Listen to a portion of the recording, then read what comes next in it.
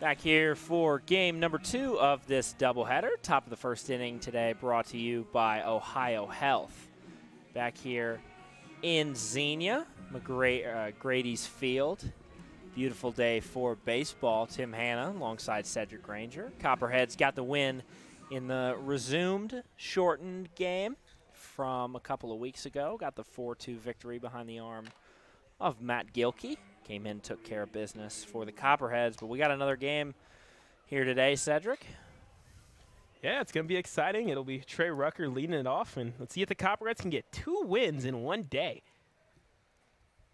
Colby Gromlich on the mound today for the Xenia Scouts.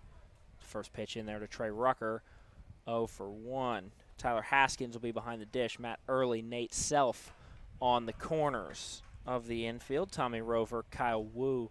Kyle Wu, one of the most dangerous bats in the GLSCL right now. He'll be playing second base.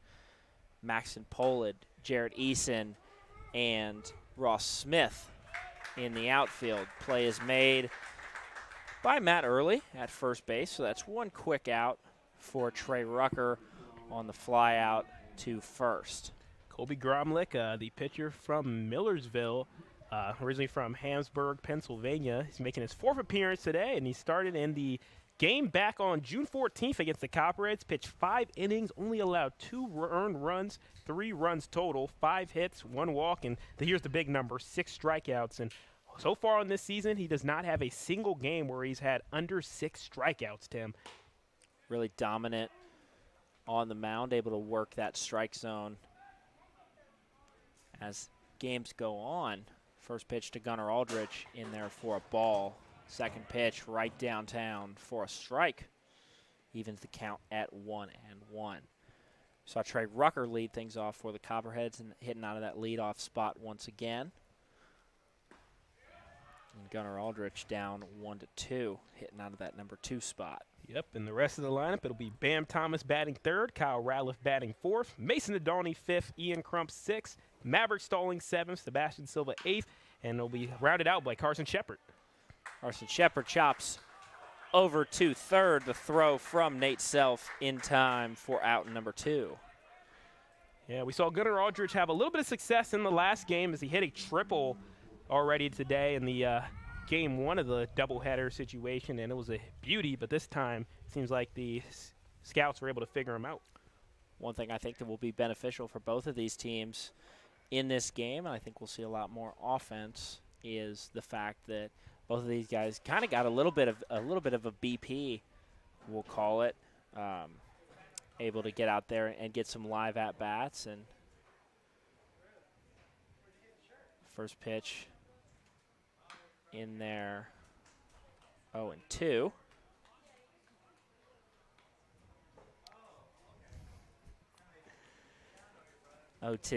To Bam Thomas, trying to break out of his slump.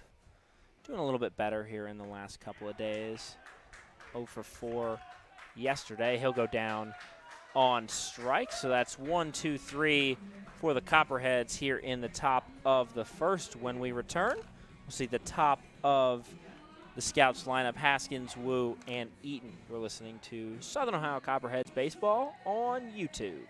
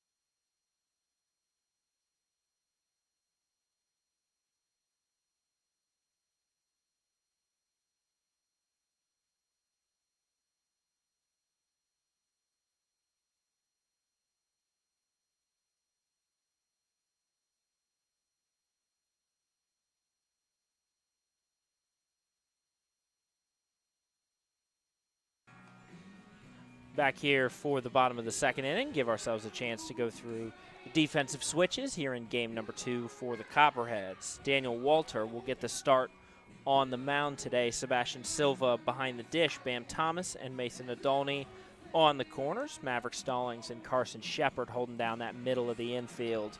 Outfield, a very familiar look. Ian Crump, Kyle Ratliff, and Trey Rucker out in right. For the Xenia Scouts, will be Tyler Haskins hitting out of that first position. Kyle Wu, number 2. Jarrett Eaton, 3. Blaze Bell, DH, number 4. Tommy Rover, Maxton Polid at number 6. And Matthew Early, Ross Smith, and Nate Self running out the order. First up, though, to face Daniel Walter will be Tyler Haskins, the senior catcher from Fairmont State. Hitting .212 on the year. Walter looks on, kicks, deals, first pitch in there for a strike.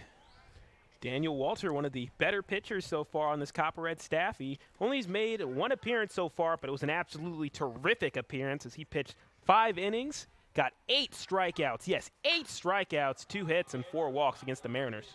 Ball popped up into foul territory. Mason Nadolny gets underneath it for 1 quick out. Tyler Haskins popped that one up out in foul territory. Good work from Nadolny. Made the big play in the last game out in the 9th inning, forcing that double play. As usually you see the 6-4-3 double play, but he was a part of a 5-4-3 double play, getting it out to Aldridge at second and Class at first. And I got 2 big outs in an inning to close off the game. Kyle Wu, one of the hottest bats in the GLSCL right now, hitting over 500 in his last couple of games. Yeah, 571 in his last 7 games. So definitely something to keep an eye on if you're the Copperheads. Don't want to give him any easy hits. Second pitch in there for a strike will even the count at 1-1 for Kyle Wu.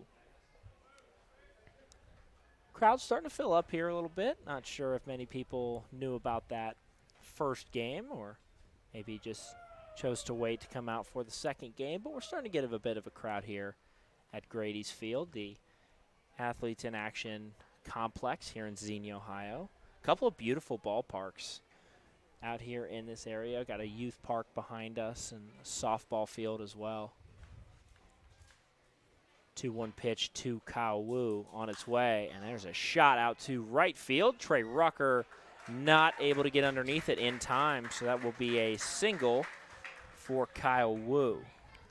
Kyle Wu showing us why he's on the such a great hot streak there, as he hit that one perfectly right in between first base and with Bam Thomas and Trey Rucker at his right field position. So, again, Wu getting it started for the Xenia Scouts. But on the ballparks, this is going to be our last time at Grady's Field, Tim. So, again, it's been exciting having some good memories made here at Grady's Field. Of course, the home run by Kyle Ratliff in Game 1 will always be remembered, as well as breaking the losing streak. Chopper over to Stallings at shortstop, not able to get either runner out on the weird hop, able to keep that ball in the infield, but nonetheless, throw not in time to Jarrett Eason at first, so it will be 2 on with only 1 out here for the Copperheads in the bottom of the first. Blaze Bell will step in to try and drive in a run here and give the Scouts the lead here early in this game. Runners on first and second.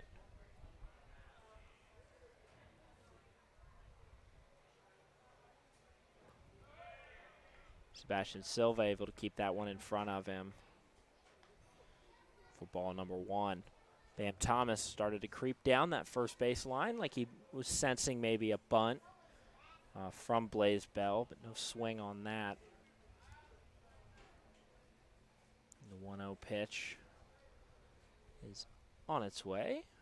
Walter will look back, fire it in there for ball number 2. Blaze Bell on another player that's on a big hot streak, batting .438 over his last 7 days, which is second in the league, only behind Kyle Wu, his teammate. 2-0 pitch. Walter will look on. Look back at second. And deliver that one in there for a strike. Make it 2-1 now to Blaze Bell. Jared Eason on first.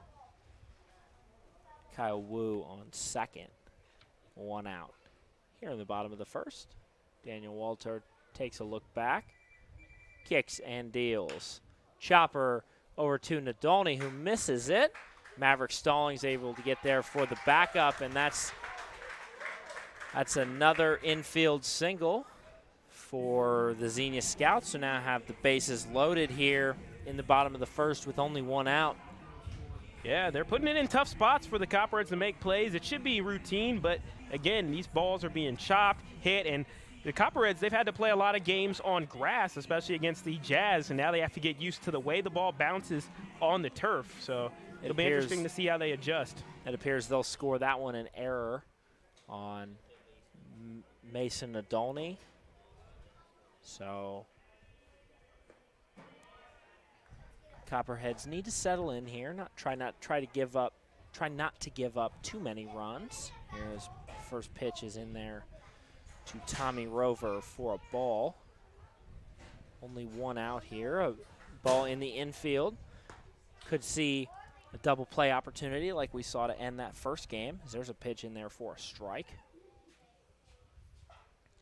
It's the only good part about having the bases loaded if you're the fielding team is you have the opportunities to potentially turn 2 or at least turn 1. Force out at any base in there.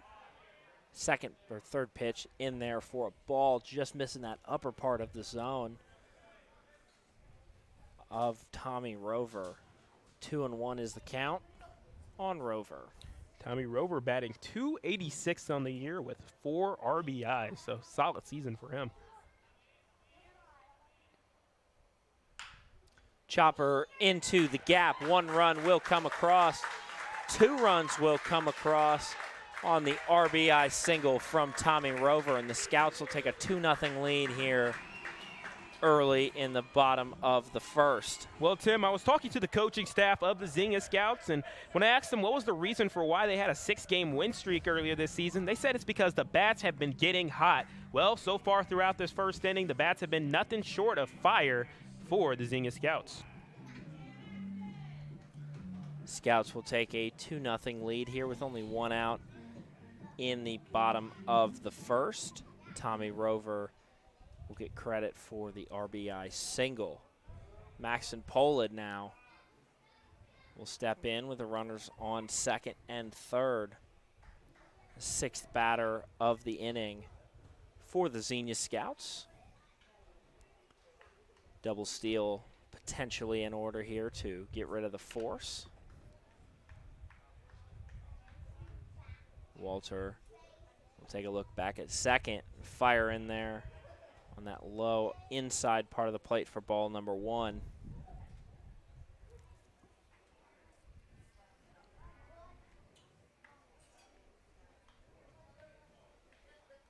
Couple of runners on base for the Scouts, looking to continue to do damage here. Already scoring 2. Trying to bounce back after the first game. Copperheads were victorious 4-2 in that one. Completed a game that we attempted to start a couple times, and now finally able to close that chapter. You know, it's kind of always just been sitting there on the schedule like, oh, you still got another couple of days before we try that one again. And finally we were able to get that game finished, and a couple of solid pitching performance from the Copperheads, as well as a couple at-bats that kind of got this crowd going a little bit. Copperheads get away with a win. Get back in that win column for the first time in a few days. 2-0 pitch in there for a ball. 3-0 now for Maxon Polid. Yeah, it was great for the morale of the Copperheads to be able to get that win again, get back in the win column. There's been a couple of tough outs, but to be able to have the chance to build some momentum coming up for this homestand, it's going to be huge. 3-0 pitches in there for a strike. Sebastian Silva not able to hold on to it, but does keep it in front of him, does keep those runners at first and second. Xenia, a team that can really score, and their win streak, they averaged a high number of runs, and even just looking back at some of their more recent games, they put up 8 and 9 runs against the Jazz and the Settlers, two pretty tough teams in this GLSCL South. Got him swinging there on the 3-1 pitch to make it full now for Maxon Polid. Full count. Pitch is on its way here in the second game of this doubleheader, bottom of the first. Xenia jumping out to a 2-0 lead here already, courtesy of the RBI single. As that ball will miss low, and Maxon Polid will take his base on first base, and once again the bases are loaded now as Matt Early will step in to try and drive in a couple of more runs. Looks like pitching coach Chase Harris will come out, have a word with Walter, make sure everything is okay. No concern yet, only 2 runs.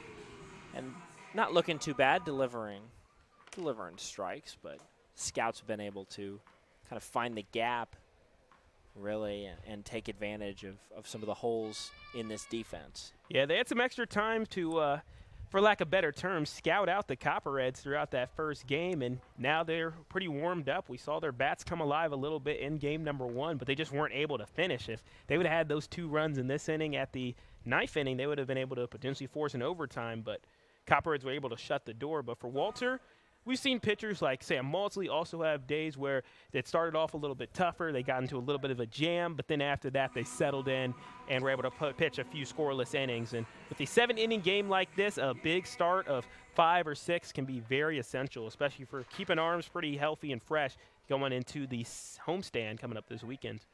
And avoiding those big innings of 5, 6 runs is something that has to happen for a team like this. We saw yesterday giving up a 6th-run first inning against the Richmond Jazz, and that was just something that the Copperheads were never really able to overcome. There's a swing and a miss from Early.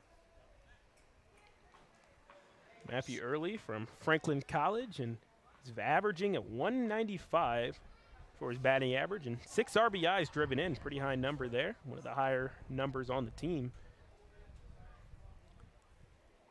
Walter delivers the 1-1 pitch. Foul tip back into the fence, so it'll be 1-2 now for Matthew Early here with the bases loaded in the bottom of the first. Xenia Scouts threatening Early. Got a couple of runs already on the RBI from Blaze Bell. Or rather the RBI from Tommy Rover. 1-2 pitch. Shot out into right field. Trey Rucker chasing, makes the catch, and 1 run will advance, or 1 run will score. That is Blaze Bell coming in to score for the Scouts. Now runners on the corners on the RBI sac fly from Matt Early. Ross Smith will now step up to the plate with 2 outs. Runners on the corners trying to extend his team's lead here in the bottom of the first inning. Ross Smith, a dangerous bat for this Xenia Scout team. He's averaging 225 for his batting average, but his RBI total is 7, so one of those batters that can make things happen on the base paths as well as make things happen from the plate.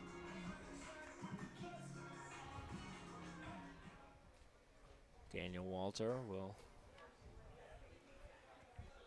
try to get himself out of this jam with runners on the corners. He'll look on, throw it back over to Bam Thomas at first base. Throw not in time, bit of a check over there. Still nothing and nothing for Ross Smith, sophomore outfielder. First pitch from Walter is high. Silva will pop up, keep that runner in check. 1-0 for Ross Smith. Ross Smith, the 8th batter in the order. We saw the Copperheads against the Jazz yield a batting around the order situation, and they're going to try to avoid that here with 2 out in the inning. The 1-0. Shot out into right field. Trey Rucker not able to make a play on it.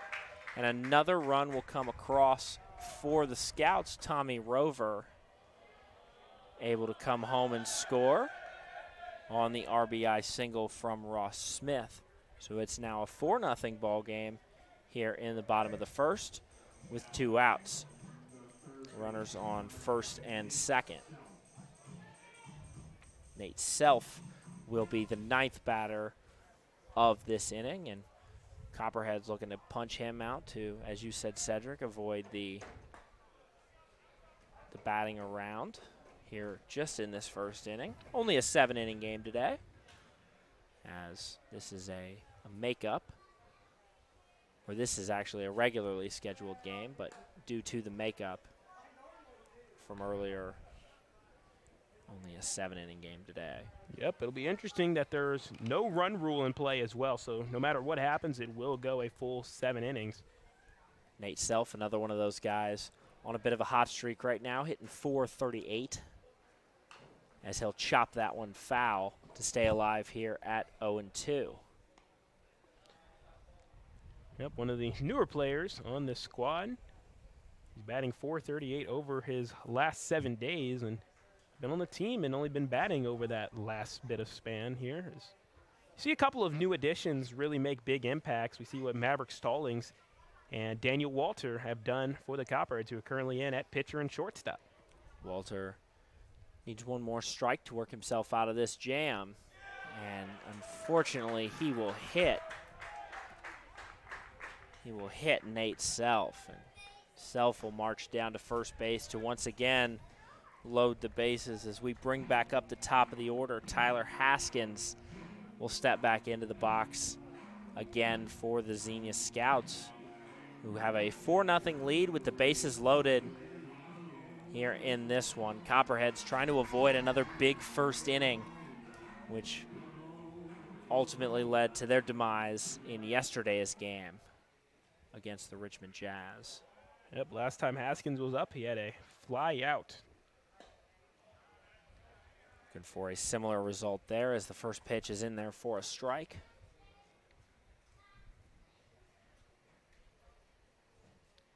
Xenia Scouts on the year, they have the tendency of being more of a defensive squad, but over these past couple of games, they've kind of changed the narrative a little bit and have combined great defense and great fielding as well as amazing pitching with great hitting, and that's why they've been able to be successful and get back into the playoff race. Chopper foul, so it's now 0-2 for Tyler Haskins. Again, Walter needs one pitch, missing on that low part of the zone, making it 1-2 now for Tyler Haskins. Trying to work out of this jam, already given up 4 runs here in the bottom of the first. Copperheads technically on a 1-game winning streak. Trying to get back into the win column again. Chopper over to Maverick Stallings at first. Throw over to Bam Thomas in time for out number 3, but the damage was done by Xenia. They get 4 runners across here in the first inning. When we return, we will see Kyle Ratliff, Mason Nadolny, and Ian Crump. You're listening to Southern Ohio Copperheads Baseball on YouTube.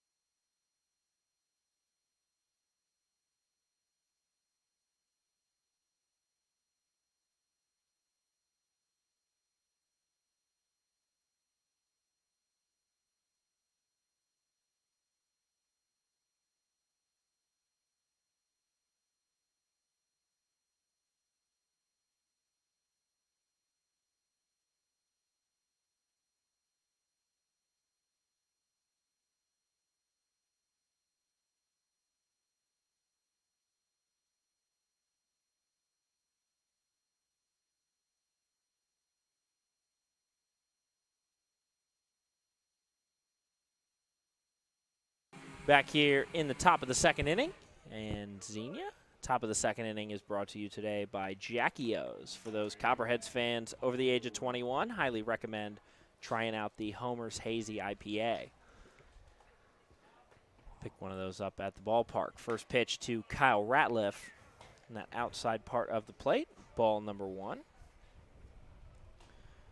Sedric, this pitching staff for the Xenia Scouts, among one of the best in the league. Yeah, they have given up the least amount of runs in the league at 77 going into this game, and you can factor in the first game of the doubleheader, 81, which is very impressive. And although they played the least number of games, which could be reasoning for that statistic, they have been really impressive, especially in terms of starting pitchers. They really have a solid core of including guys like Etchinson, who's a 17-6 strikeout to walk ratio, Garrett Declue, who had the no-hitter earlier this season, then Gromlich, who boasts a 21 strikeout to 5 walk ratio, which is absolutely terrific, as well as Schamer, that's been able to come in and throw 17 strikeouts as well. And that's been a big reason why they went on a 6-game win streak and why they've been able to hold teams to only about 3 or 4 runs per game.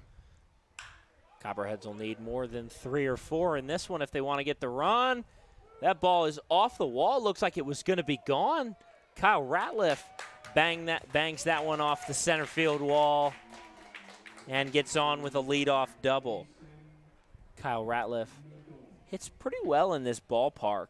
He sure does. He's 3 for 6 in this ballpark, at least in terms of the first game that they played, as well as now this game factoring in. And he has a home run. It was a game winner, and it looked like it was going to the same spot that he hit that home run. It did from here. We couldn't really tell if that was going to be out or not. I would botch that home run call if we did, but saw it drop right before the fence, bang off that wall before Eaton was able to get to it. And umpire will call time. Tyler Haskins head out to the mound to talk to Cody Gromlich.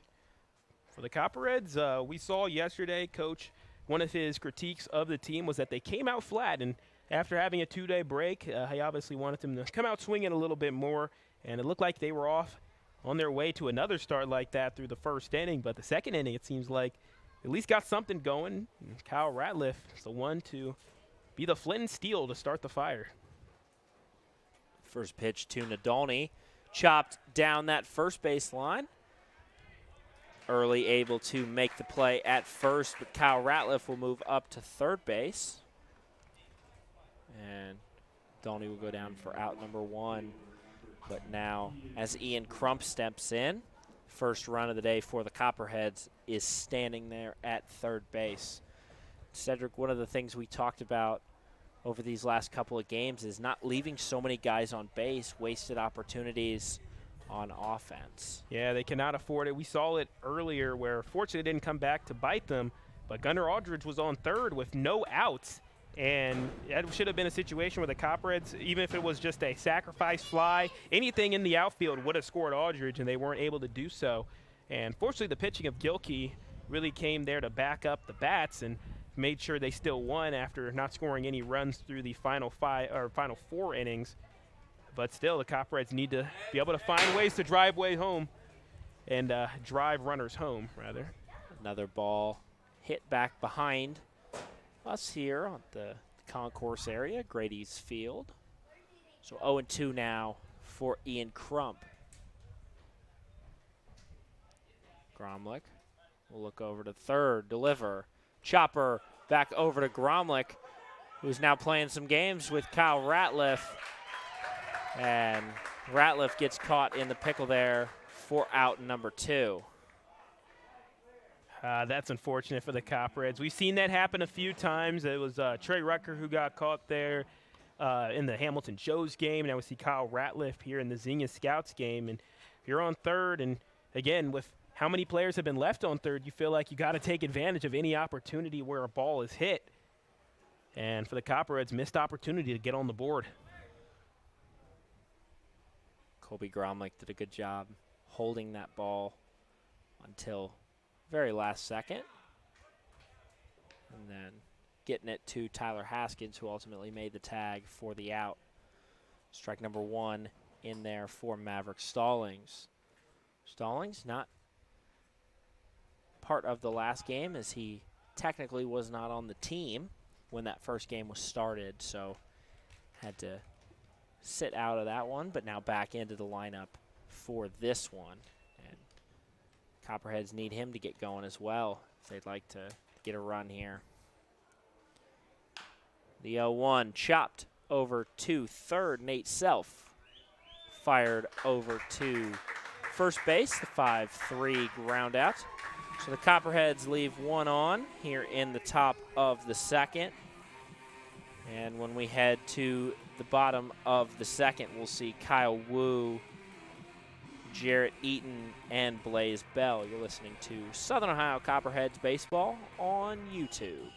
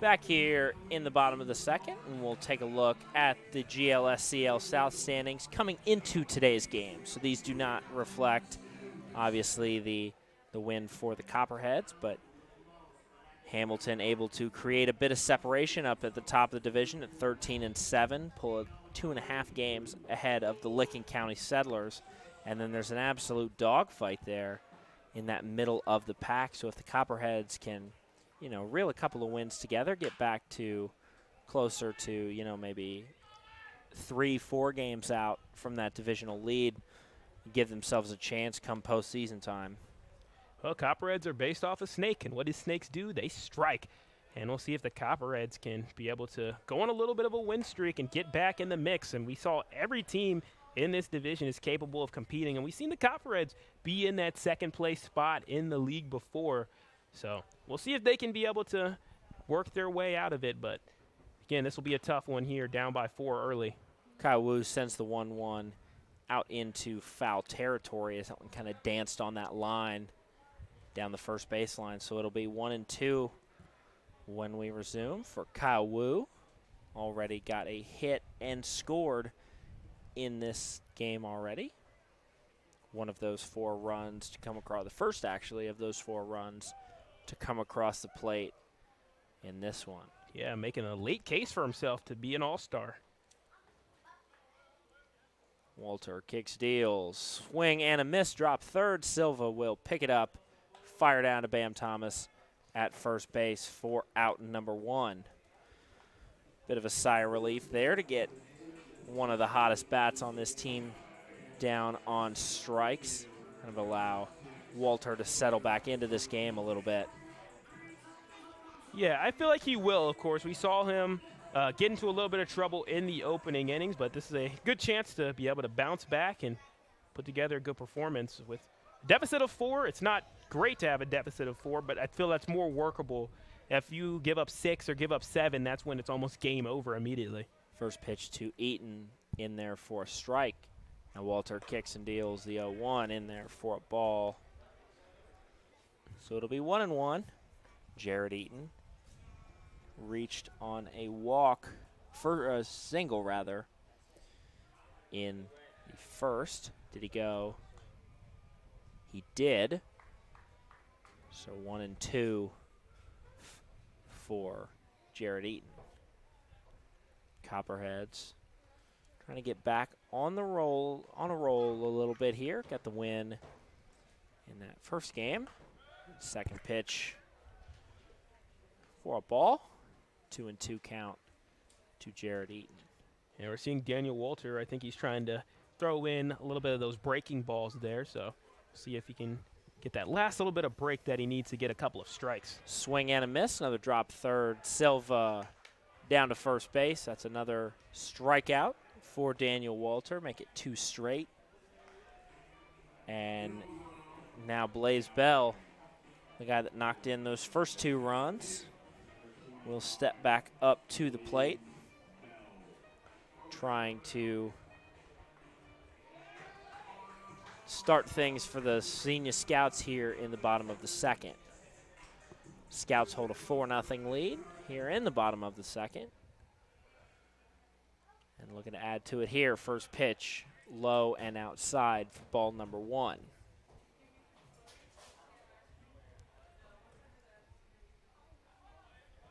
Bats continuing to stay hot for the Xenia Scouts team. 1-0. Chopped back behind the plate and foul. So it'll be 1-1 to Blaze Bell. The Xenia Scouts are coming off of 1 day of rest. Could be a good thing for the Copperheads, where maybe they can get out of their sort of zone there, as they had a couple of really great games, but it looks Chopper like so far to Nadolny, over to first in time for out number 3. Good job by Bam Thomas with the sun in his eyes to make the play there at first base.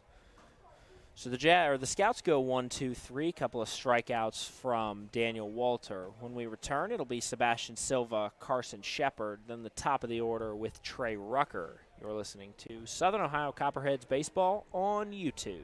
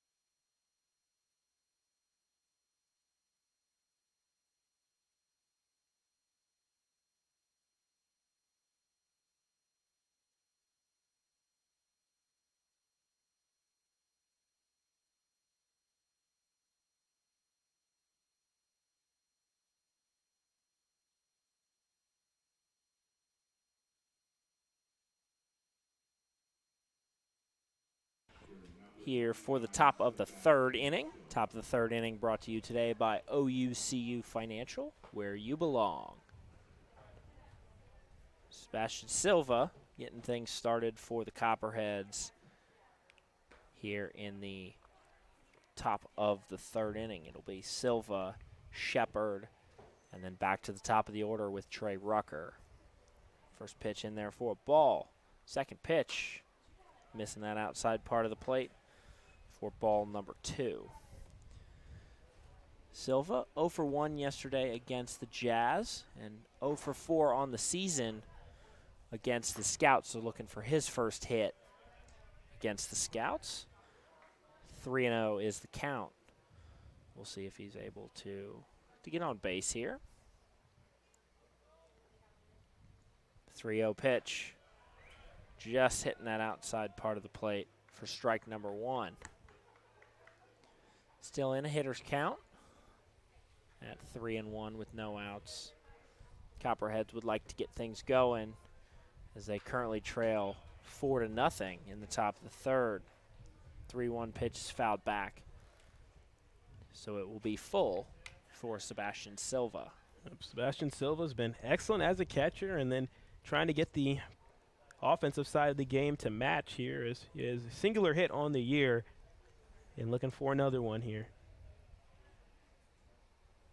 Payoff pitch at his knees for ball number 4. So Silva will reach on a walk from Colby Gromlich, and Carson Shepard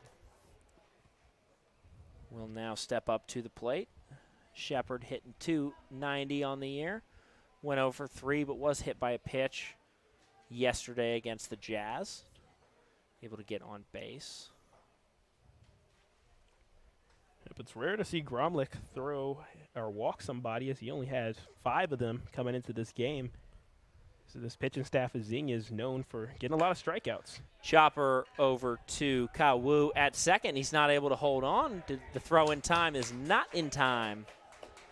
So that will likely be scored an error on Kyle Wu. If not, it will be a hit. Yeah, it has been scored an error. So Carson Shepard reaches on an error. Runners now on first and second for Trey Rucker.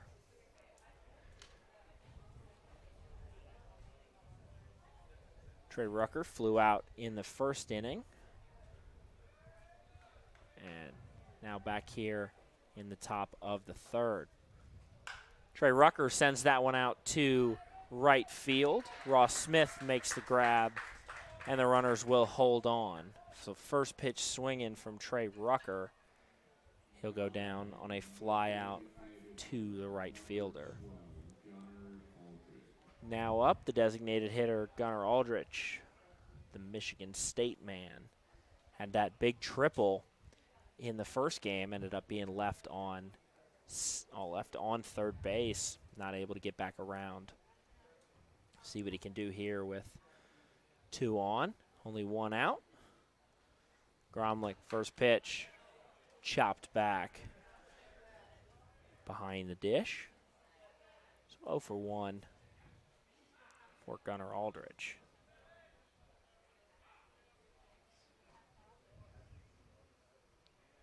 Aldrich starting to come into his own a little bit, hitting .365 in his last 7 games.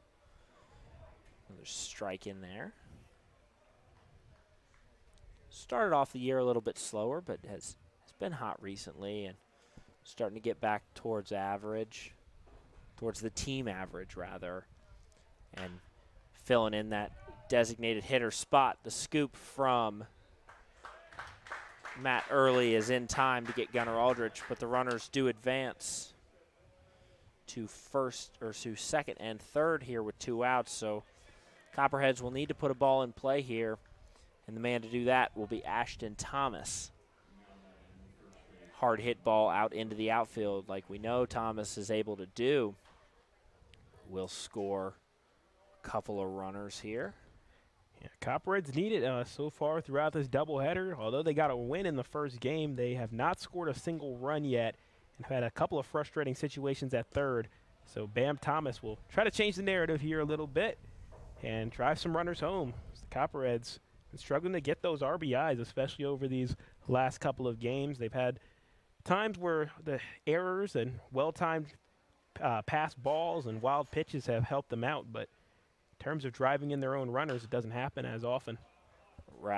Thomas unloads on that one, sends that one out into foul territory for strike number 1, 1-1, 2 outs for Bam Thomas.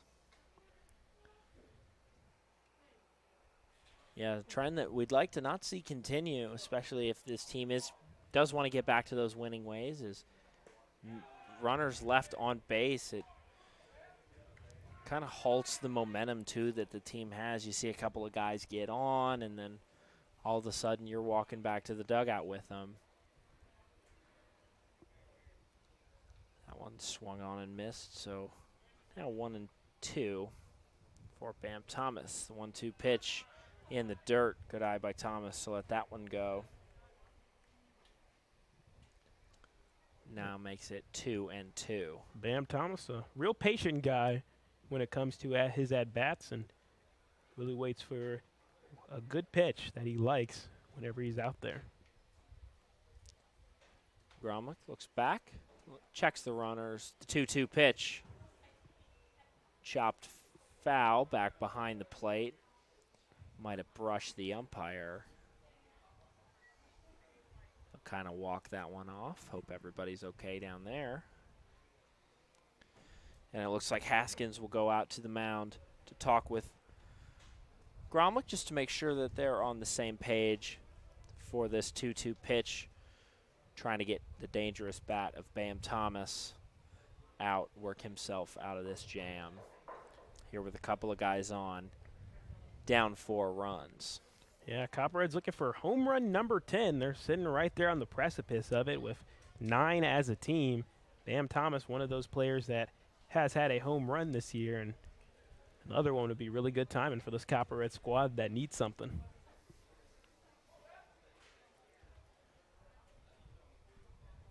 Two-two pitch. Chopper to Kyle Wu. Makes the throw over to first in time. So that's another 2 runners left on base for the Copperheads in this inning. When we return, it'll be Tommy Rover, Maxton Polid, and Matt Early. We're listening to Southern Ohio Copperheads baseball on YouTube.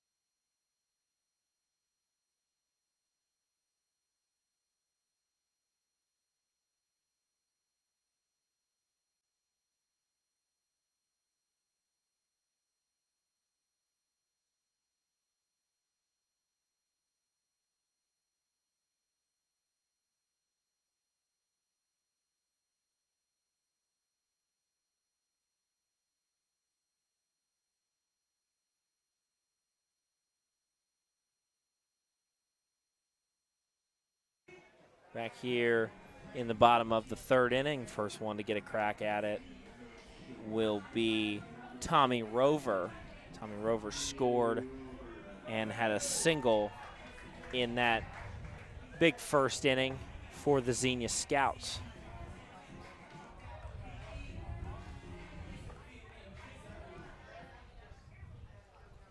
Walter still on the mound for the Copperheads. Kicks, deals. First pitch just outside for ball number 1. Xenia, the town name, is coming from the Greek word for hospitality, and we've had a lot of great hospitality so far on the day. Of course, we want to say thank you to all the people working with the Xenia Scouts who've helped to set us up outside today and help accommodate us, well, bring us water as well, too, on a nice hot day. So, again, them living up to the Xenia name. 2-0 pitch in the dirt and will bounce over Silva's head. So it's quickly 3-0 for Tommy Rover. Tommy Rover, another player from far away, Brentwood, California. Guess California to Ohio, though, isn't too far for the Big Ten.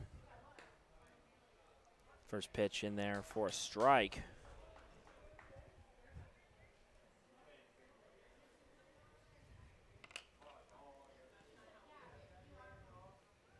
Now Walter looks on. Chops the 3-0 pitch over to Stallings. Fires to Thomas at first for the first out. Great job there by the defense to field that one. And we've seen Bam Thomas struggle a little bit over at first base. Nothing today. It seems he's kind of settled into that role a little bit now, but a little bit of a different look for him. And he is quite the athlete too. We've seen him obviously in the outfield. We've seen him in that designated hitter role and now at first base. So just maybe a bit of an adjustment sometimes needed. So first pitch is in there for a strike to Maxon Polid. Polid got on by walk. His first plate appearance made it all the way around to third. And he'll send that one out to deep center field. Ratliff underneath it makes the play for out number 2. So a couple quick outs now for the Xenia Scouts. Kind of shifting a little bit as they went all the way through the order and then once back around in that first inning, then went 1, 2, 3 in the second, and now have retired the first 2 batters here in the bottom of the third inning. Yep, 6 straight batters now retired by Walter after giving up the bases at least 7 straight times there. So good bounce back. That's the way to just keep your head in the game, even though some tough things happen. That shows a lot of strength. First pitch to Early in there for a strike. Matt Early, the big first baseman, had a RBI sacrifice in the first inning, and he swings and misses as that one. He's now down 0-2, and Walter now just 1 strike away from getting out of this inning and giving the Copperheads another chance to get some of the runs back. Walter shrugs his shoulders, looks on, kick steals. That pitch is low. Make it 1-2 for Matthew Early. Early, a sophomore from Franklin College. And he'll stand and await. The 1-2 calls time. So we saw the updated schedule for the GL, or the updated standings for the GLSCL. And Copperheads trying to close that gap on 6 is the 1-2 pitch. Out into the gap, and there's a hit for Matthew Early. Able to find that gap and get on to first with 2 outs here, trying to get that 2-out rally going for the Copperheads, or for the Scouts. Ross Smith now will come into the box with a runner on first and 2 outs here in the bottom of the third. Xenia Scouts lead at 4-0, courtesy of a big 4-run first inning. First pitch just outside for ball number 1. Ross Smith, one of those players that we've seen a lot of in the GLSCL, a positional player that's had to pitch for his squad as well. And he's been helping out his team at that sort of area, especially when you're low on pitchers. Second pitch in there for a strike. Evens the count at 1-1, working against Ross Smith. Matt Early on first base, and looks like the sun's coming in at a bit of a weird angle. Bam Thomas has his hand up there at first to keep that sun out of his eyes. Second pitch in there for a strike. Sebastian Silva, nice job to pop up and had his eyes on Carson Shepard the entire time to make sure that Matt Early didn't advance up there to second base. 1-2. Ross Smith. Daniel Walter will shrug his shoulder. Kick, fire. Just outside, and again, Silva ready in case Early tries to leave early. Good one, Tim. Good one there. I love it. Love the puns. 2-2 for Ross Smith. 2 outs. Scouts lead by 4. Walter looks on, delivers. Shot out into shallow left center field. And he will advance to second as Stallings kind of lost that ball in the air. So that will be a double for Ross Smith. Now 2 runners in scoring position here with 2 outs, and after the first 2 batters of the inning were retired, now 2 straight hits for the Scouts. Nate Self, who had a hit by pitch in that first inning after getting down 0-2. Will step into the box with a couple of guys in scoring position. Copperheads need to hold things here if they want to get themselves back in this. 4 innings, plenty of time, or 3 innings actually by the time they get back up to bat. Plenty of time to score 4 runs, but have to limit those offensive runs. Keep things as close as possible. Second pitch just misses for ball number 1. Yeah, Tim, and it's been tough for Walter. You've had a couple of opportunities to get out of the inning. You had the last couple of batters at a 2-strike situation, and that's when the Xenia Scouts have done their most damage. Swing and a miss for strike number 2, and now once again Walter has a batter down to strike number 2 with 2 outs, get himself out of this inning, and has been a difficult task thus far as the last couple of guys have gotten a hit. Chopper to Maverick Stalling, gloves it, throws it to Bam at first, and that'll retire the side. So the Copperheads escape the jam and don't allow any in this inning, but the Scouts still hold a 4-0 lead. The bats will have to wake up here for the Copperheads, as we'll see Kyle Ratliff, Mason Adolny, and Ian Crump when we return. We're listening to Southern Ohio Copperheads baseball on YouTube.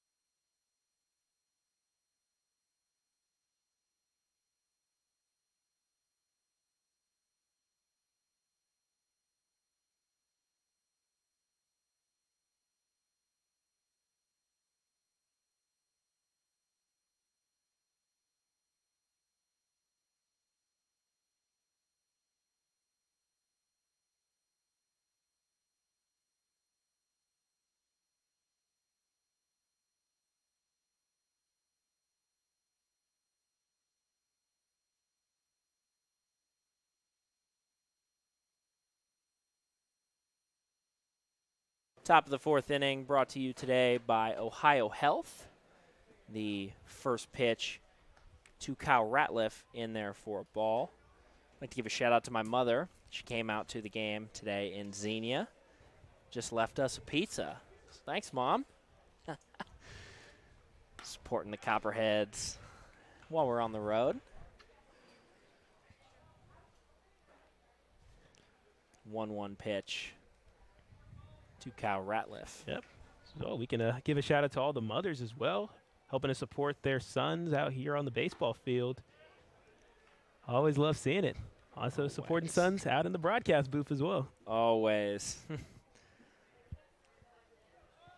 All the parents that watch us at home or come see us in the ballpark, we do appreciate you guys, of course, making sacrifice so that we can all do what we love, whether that's out there on the baseball field or up here in the broadcast booth. 2-2 pitch to Ratliff. So Copperheads need to get things going here. Top of the fourth. Kyle Ratliff will chop that one over to Tommy Rover. Rover, a slow roller throw back to first base, and Kyle Ratliff will be safe with a leadoff single. That is the second time he's done that today. Second leadoff single. Yeah, Tim, if there's anybody on this squad that's going to pick up infield singles, it's Kyle Ratliff, who has blistering speed, and he was able to make it to first base before the throw could even get there. He's doing a good job. He's been the closest person to scoring a run today for the Copperheads, as he almost was able to score the last time around, but was tagged off at home plate. Shifty guy, kind of got caught in a pickle there at third, trying to steal home on, or trying to run home, rather, on a play at the plate. Things got caught in the pickle, but first pitch to Nadolny on that inside part of the plate. And Ratliff, as shifty of a guy as he is, always seems to be in the back of those pitchers' heads. Gromlich making sure that he doesn't get any free passes to the next base. Second pitch outside for Nadolny for ball number 2.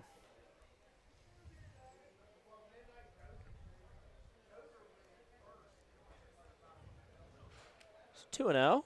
Runner on first here in the top of the fourth inning. Colby Gromlich working against Nadolny, and Ratliff will go. Haskins not able to hold on to that ball, so it will be ball 3 and a stolen base for Kyle Ratliff. Yep, no surprise there. Again, utilizing that speed, and it's very fortunate, too, for the Copperheads that the catcher just dropped the ball completely. Haskins not able to hold on to that one. He kind of popped up, and the ball did not pop up with him. So 3-0. Pitch to Nadolny. Low for ball number 4. So that's a 4-pitch walk for Mason Nadolny. So now 2 runners on for Ian Crump, trying to continue his streak. Singled in that second inning. But the Copperheads in desperate need of a run here in the top of the fourth, and only 9 more outs left for the Copperheads in this game. Only in the fourth inning, playing 7 innings today as a part of the doubleheader matchup. First pitch to Crump, who shows bunt. Is in there for a ball.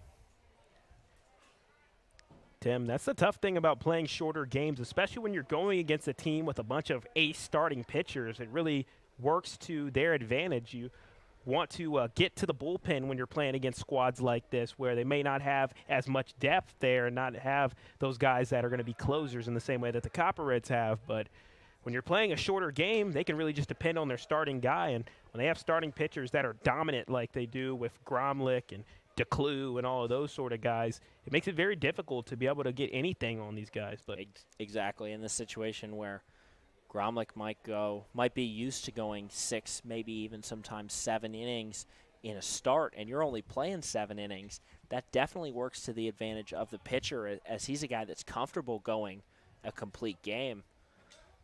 Crump will show bunt again. And Gromlich will take a step off the mound to reset the runners, who both had a pretty significant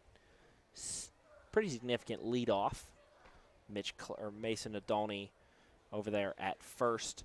Kyle Ratliff over there at second. Crump will take strike number 1. So now 2-1 to Ian Crump, trying to score the first run of the afternoon here in the 8th, technically the 8th inning of play today. First run for the Copperheads.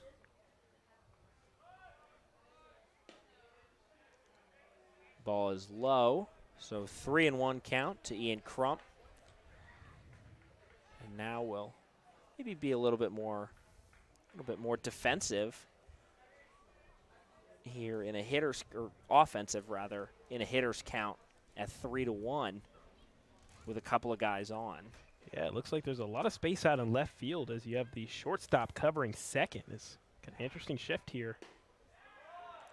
Another pitch is low, so Crump will advance to third base, or first base. Kyle Ratliff up to third. Mason Adolny up to second now for Maverick Stallings. And the bases are loaded with no outs for the Copperheads. Now, Tim, I've said this a lot so far that the Copperheads have to execute, but again, this is about as great of a situation as you're going to get. You have 3 runners on, nobody out. There's no excuses not to get at least 1 or 2 runs out of this. And again, like you said, with this game being shorter, this is basically the equivalent of being in the 7th, 8th, or 9th inning. It's that latter portion of the game now. Although it's really expedited, it is super important for the Copperheads. If they want to get back into this, they need to win both. Even if they won the first game in this, if you go 1-1, you make up no ground, essentially. A couple of hard-hit ground balls out into the outfield, or a couple of sacrifice flies would definitely score at least Kyle Ratliff, a real speedy guy from first base, but nothing's a given in this sport, so Maverick Stallings will need to put the bat on the ball if he wants to get a couple of his guys across and start to shorten this lead. But no outs does help does play to the advantage of the Copperheads in this one. First pitch to Stallings. He'll send that one out and just foul down that first base, or third base line rather. All 3 of us sitting up here at the broadcast table kind of sat up and heard the crack of that bat. So Stallings able to straighten that one out. That'll be a couple of runs. The 0-1 pitch shows bunt, and looks like he'll get a called strike on that. So it's 0-2 for Maverick Stallings, trying to knock a couple of guys home here with the bases loaded and no outs. Sebastian Silva awaits in the on-deck circle. Pitches in there low and to the outside, and good job by Haskins to block that one, or we might have saw Ratliff come home on that. Yeah, Ratliff getting a pretty good lead off there at third.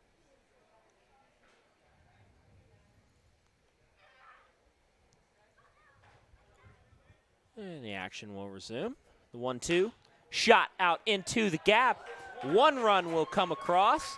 And looks like Mason Adolny will come back and score as well. So the Copperheads get 2 runs there on the RBI single from Maverick Stallings. Yes, sir, Tim. That's what the Copperheads needed. We've been waiting all day for that to happen, and they finally deliver. And Maverick Stallings, a player who hasn't gotten to play against the Xenia Scouts because of games being postponed and or the game started before he was even on the team, he shows why he's been an absolutely terrific addition to the squad, not only as a shortstop, but also as a batter as well.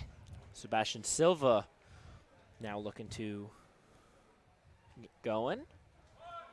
Shows bunt, sends that one back into the net. Still no outs here in the top of the 4th. Copperheads have 2 runners on second and first Ian Crump on second, Maverick Stallings on first. Yeah, Copperheads, this is your moment of opportunity to come back in this game now. You're probably not going to get too many great opportunities the rest of the way. You have potential game-tying run right now on the base paths, and potentially your run that can give you the lead at the bat right here with Silva. And Carson Shepard on the on-deck circle, so that means the top of the lineup is approaching very quickly. We know what those guys are capable of doing. Silva will show bunt again, pull that back quickly, and get ahead in the count 2-1 in the top of the fourth. Bat's starting to come alive, possibly, for the Copperheads. Took advantage of a couple of walks, and then ultimately the Maverick Stallings single. He'll show bunt again, not pull it back in time for strike number 2.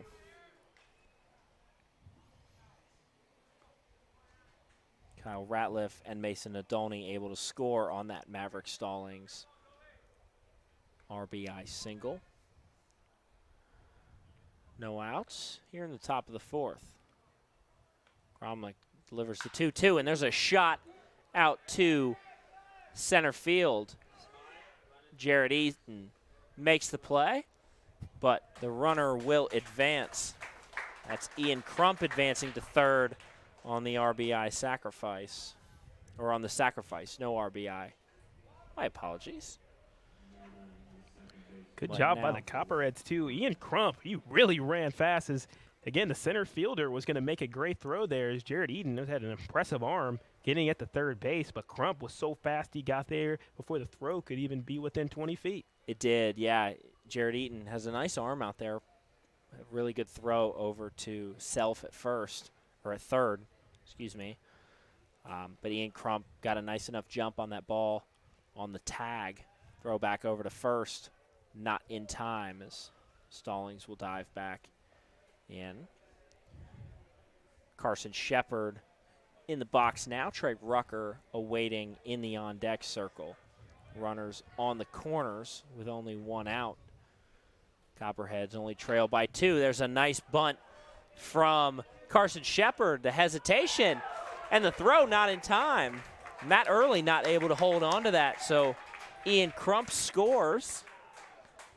Coming home, and Carson Shepard will reach first base on what's likely will be scored an error on the first baseman, Matt Early. Yeah, Tim, I'm surprised at the decision there from Gromlich. I thought he was going to probably throw it off to his catcher to potentially get the runner, Ian Crump, coming home, but they decided the play at first was a little more important, but they weren't even able to make the play. So Copperheads in business, now only down by 1, 4-3. Gromlich kind of looked on, hesitated a moment, and then decided he didn't have enough time to get the out at home plate. First pitch in there, Rucker is high towards his head for ball number 1. Still only 1 out. Copperheads have a couple of runners on, and this is the kind of thing we've talked about in the last couple days, stringing together those hits, taking advantages of those opportunities that the defense presents you. Exactly, and the Copperheads have a chance to be able to take the lead. They have the leading run on the base paths now, and again, you have to take advantage. The runner goes. And Maverick Stallings will get called out at third, and he's still down.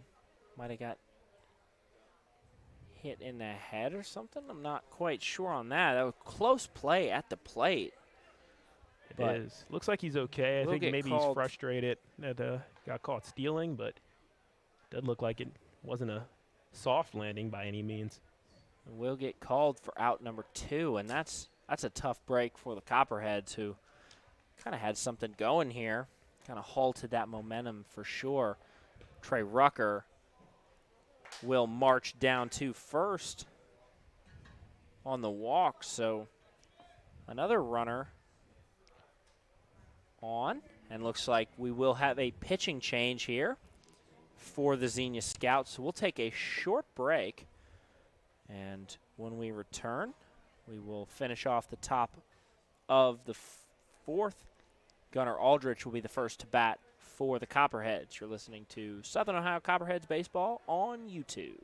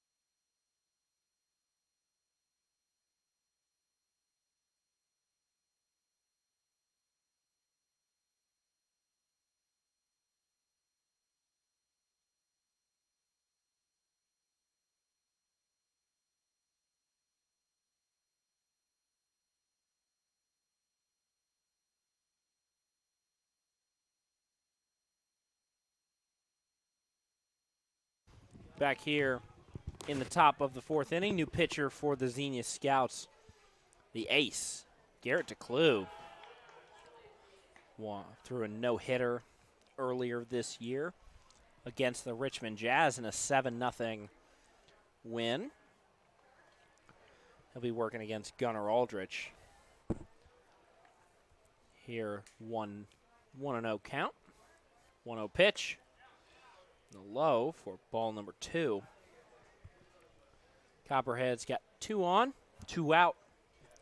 Only trail by 1 after a big third inning, or a big 3-run fourth inning. Yeah, Garrett DeClue. Looks like he'll get called for a balk now. So the runners will advance to second and third now. Count still 2-0. Yeah, Garrett DeClue is one of the best pitchers in the GLSCL. He's sure to be an all-star. 19 strikeouts to 3 walks on the season. 19 to 3. Quickly 3-0 to Gunnar Aldrich.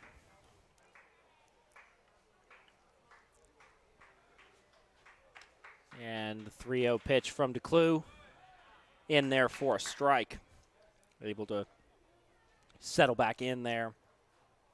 But the balk advances the runners to second and third. So anything in play for Gunnar Aldrich will definitely score. The speedy Carson Shepard and Trey Rucker, as DeClue able to work this one back full.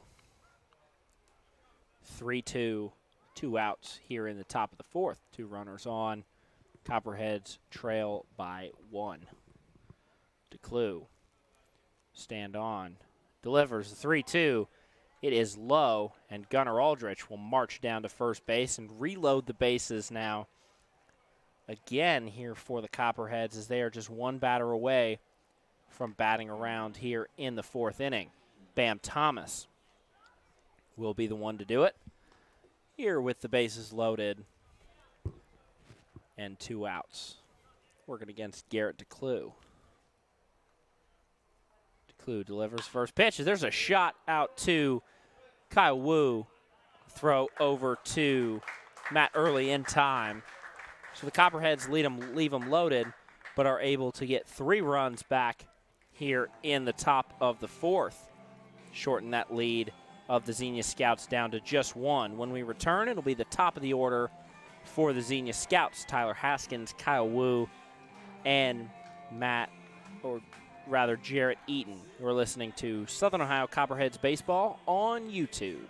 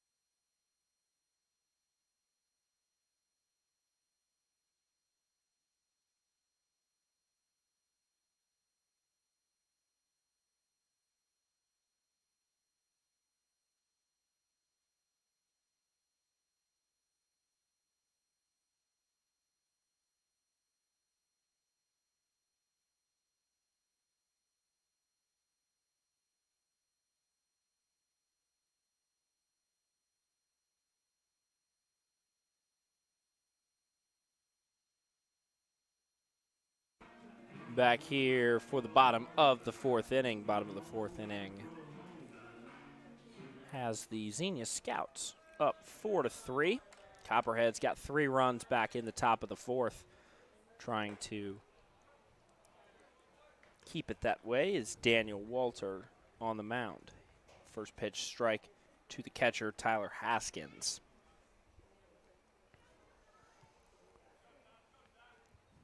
Starting to cool off here a little bit in Xenia. About 91 when we showed up, now down to about 80, 85 degrees. So, starting to become a really nice night for baseball. The 1-2 pitch is high, not enough break on the breaking ball there. Make it 2-1 for Haskins. Haskins with a fly out and a ground out already in this game, looking for his first hit. 2-1 pitch. Oh, just missing that zone. Tough call, Tim. I know the umpires, they keep it 100% consistent here, or at least they do their best to, for the strike zone. But that's tough luck for Walters. He had a couple of pitches in this one where they were called balls when I think arguably could have been called strikes. A couple we saw with Mac Gilkey in that first game as well. The 3-1 is chopped over towards the Copperheads dugout, so now loading the count here at 3-2. Umpire, one of the toughest jobs in baseball, really. Arguably one of the toughest jobs in sports. Those balls get hurled in there anywhere between 75 and 90 miles an hour, and you have to make a determination to where those are, but it'll be a walk for Tyler Haskins. Not to mention umpires a very scrutinized position as well. Sometimes it is warranted in the major leagues, of course, but at this level too, especially a lot of these guys aren't getting paid too much to come out here and be an umpire while having parents yelling at them, especially in the youth levels. Oh my. Yeah. That's where it gets real crazy. If you're gonna, Silva will throw that one down to first. And only comment I have about that is if you do find it necessary to scrutinize umps, make sure the players are at least getting paid to play the game. before you start to do that. Big issue with finding umpires right now is mostly a thankless job. So support your local umpires. And maybe at little Johnny's 8-year-old baseball game, don't scream at the ump because he missed a strike. Yeah, That's life all I'll have lessons to with say Tim. all I'll have to say about that. We'll get back to this game now. 2-0 pitch in the turf, and it'll be 3-0 to Kyle Wu. Kyle Wu, last time he was up, went down on strikes, but he does have a single and a run in this game. One of the 4 runs for the Xenia Scouts all came in that first inning. Walter's kind of settled in these last couple of innings, and there's a strike from Daniel Walter. Yeah, it's got to feel good for Walter now that the bats are starting to back him up a little bit. He's still working in a bit of a deficit, but 1 run is a lot better than 4 runs. Absolutely, and there's another walk for Daniel Walter. So 2 straight walks now, and have to keep an eye on this as his pitch count likely creeping up towards a range where can't keep him in much longer. A little bit of action down there in the Copperheads bullpen. I see a couple of guys getting stretched out, getting loose, working with Josh Steidel down there in the bullpen. It looks like Nolan is over there. As well as maybe a couple others. Luke Borer getting warmed up. Copperheads pitcher Sam Maudsley joining us at the table. Good. Working a little bit of the pitching stats today on his day off. First pitch just missing for ball number 1. Runners on second and third, or first and second rather, with no outs as Jared Eaton showed bunt on that first one. Pulled it back for ball number 1. Similar to how the last inning started for the Copperheads, so they'll try and avoid that happening as Bam Thomas starts to creep up. We'll see bunt throw over to Nadolny to get that lead runner at third base. What a heads-up play from Bam Thomas. He'll get that lead runner for out number 1. That was excellent. Good work by the whole Copperheads fielding team, making the adjustments. And, of course, Bam Thomas doing a great job on the heads-up play. And, again, prioritizing the leadoff runner is a great thing to do. I'd rather have players at first and second than second and third. So good work from the Copperheads, and we'll see if this is the end of the day. Keeps them out of scoring position, as it appears that will be the end of the day for Daniel Walter. Coach Lanning making a trip out to the mound. So we'll get a pitching change here in Xenia. A couple of guys on, 1 out. And we'll take a quick break here. Let the new pitcher get warmed up, and when we return, it will be Blaze Bell for the Xenia Scouts. You're listening to Southern Ohio Copperheads Baseball on YouTube.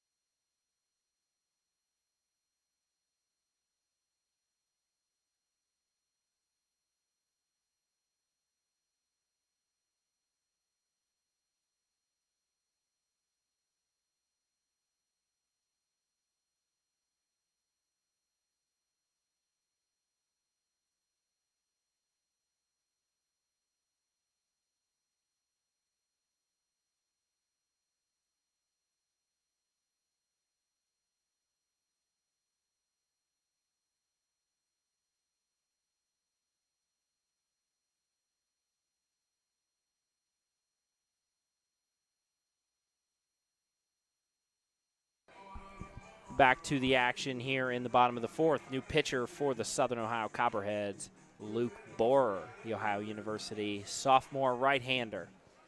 ERA of 0 on the year, has not given up a run in just over 4 innings pitched. 2.5 innings, rather, as a, oh, no, that's not right. Quite a few innings, actually. Looks like 7 innings pitched on the year. Quickly has Blaze Bell 0-2. Here with 1 out, runners on first and second. Yep, that's on me, Tim, for the numbers it's all there. good, Sedric. Working to update every single one there, and every now and again I might miss a thing or two. That ball is sent out back behind us here on the concourse. A couple of kids speed racing to go get that one. And we'll do it again at 0-2 to Blaze Bell.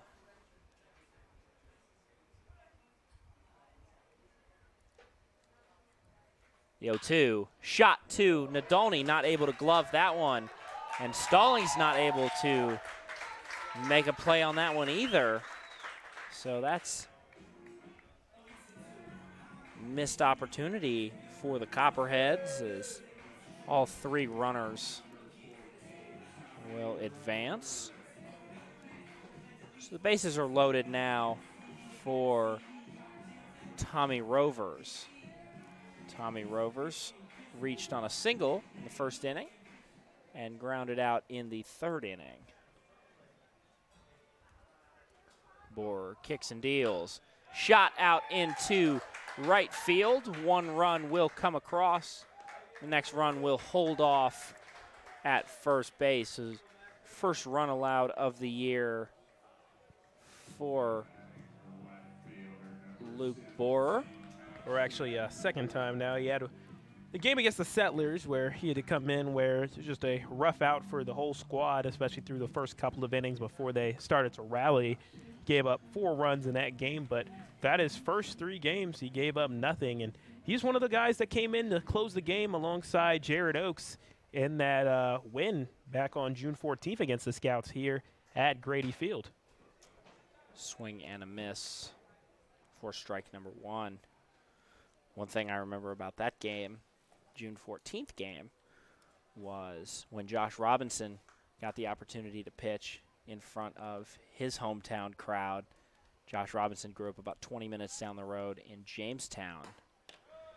So a lot of his family and friends were able to come out, watch the Copperheads play, and what a awesome environment for Josh to be able to pitch in front of a home crowd away from Bob Wren Stadium.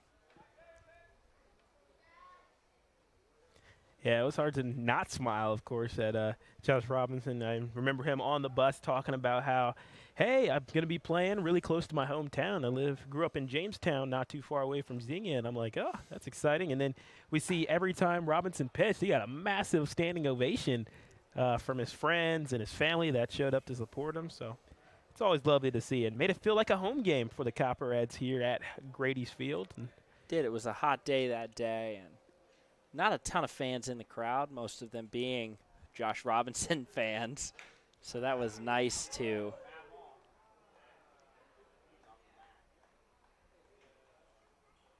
As Borer will hit Tommy Rover and walk a run in.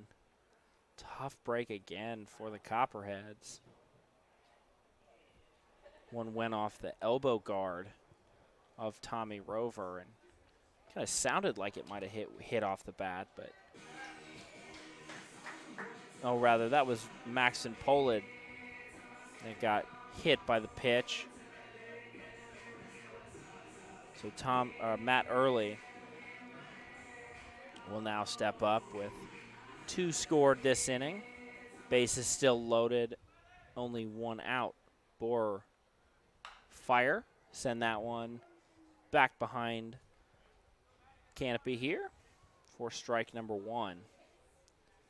Borer, like a lot of these Copperheads pitchers, really good at throwing those first pitch strikes and then able to either settle in or things kind of get out of hand. But first pitch strikes is something this team throws a lot. I don't have the exact number on it, but seems like every time we call it, it's always the 0-1 or good quality to have for a pitcher. 1-1 pitch. Early is also in the dirt. Silva fighting to keep that one in front of him. So it'll be 2-1 for Sebastian, or for Matt Early. Yeah, Tim, there's been noticeable improvement for this Copperheads pitching staff throughout the year. Of course, you had a couple of rough games early where they were giving up 10 or 11 runs in certain games. There was a 15 spot put on us one game, as well as a 12 and a 14.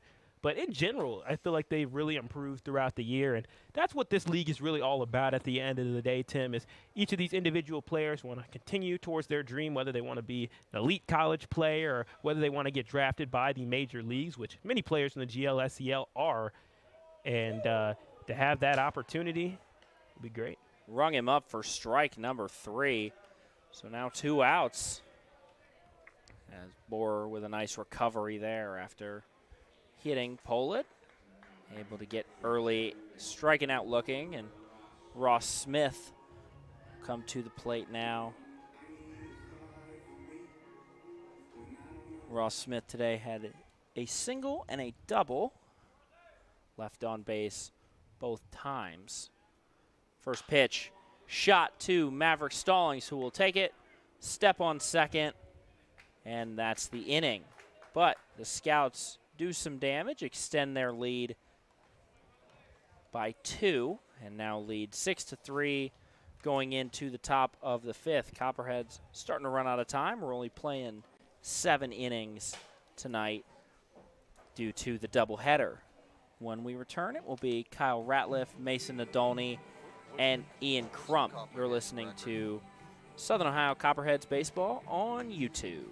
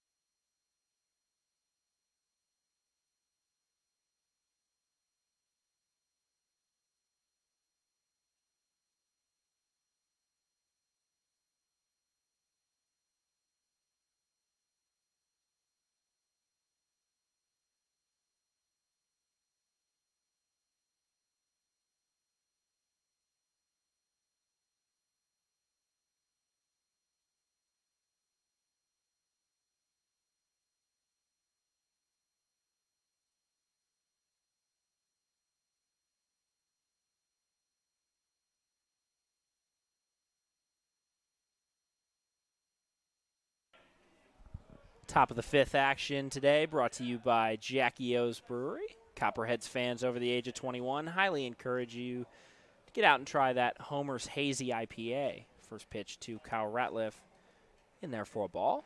DeClue, second pitch, also in there for a ball.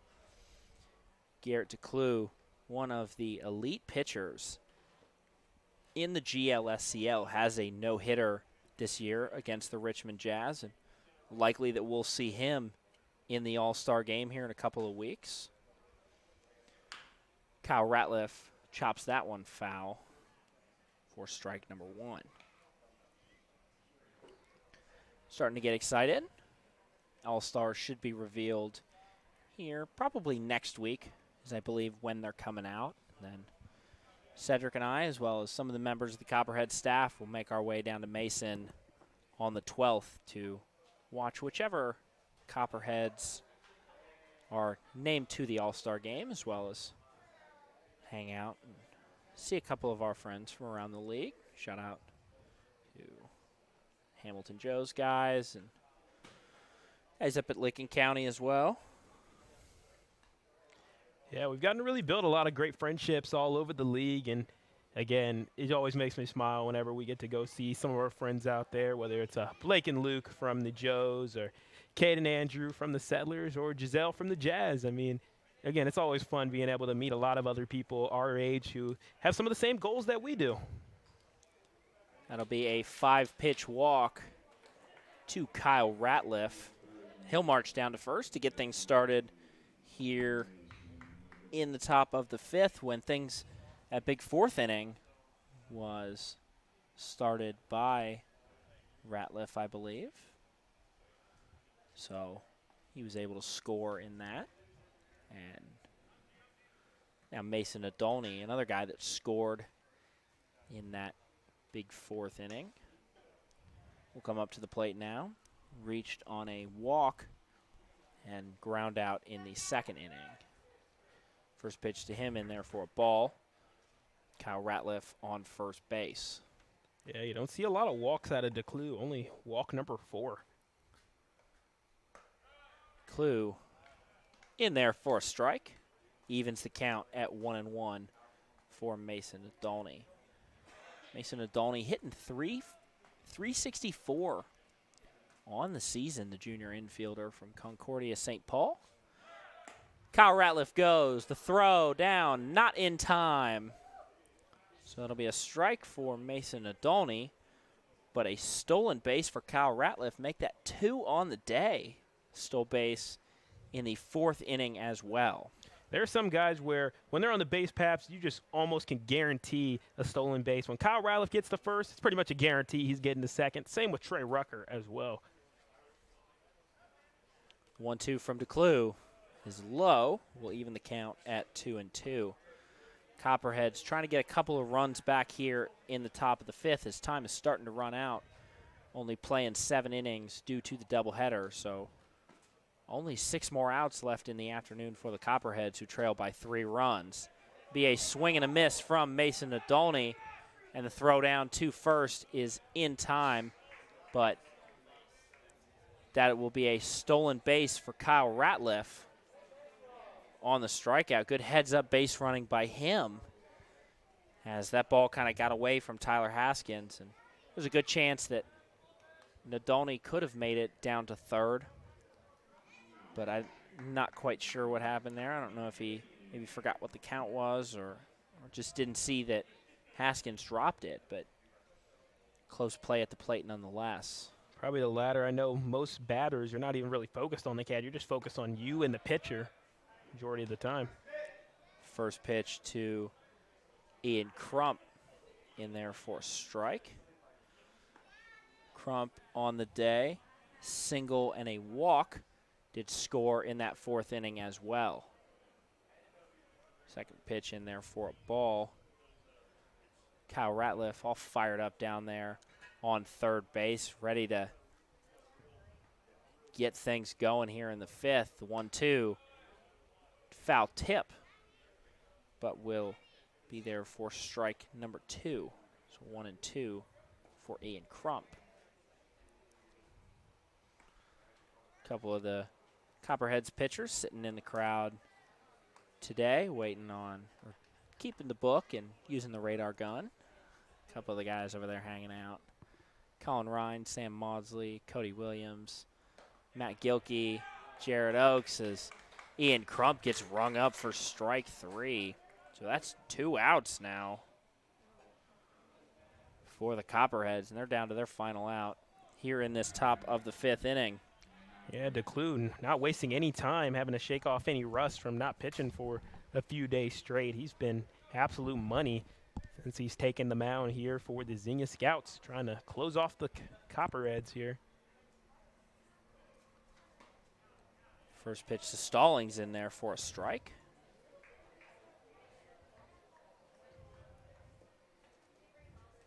So 0-1. To Maverick Stallings. Garrett DeClue, as we've said, one of the really elite pitchers in this league. So it's anywhere from, you know, the low 80s on his changeups, anywhere in the low 90s on his fastball. We were talking to Sam just a couple minutes ago, and Sam said he's touching the 90s, so a little bit more difficult to hit, obviously, as balls get up in that range. There's a shot out to shallow left field.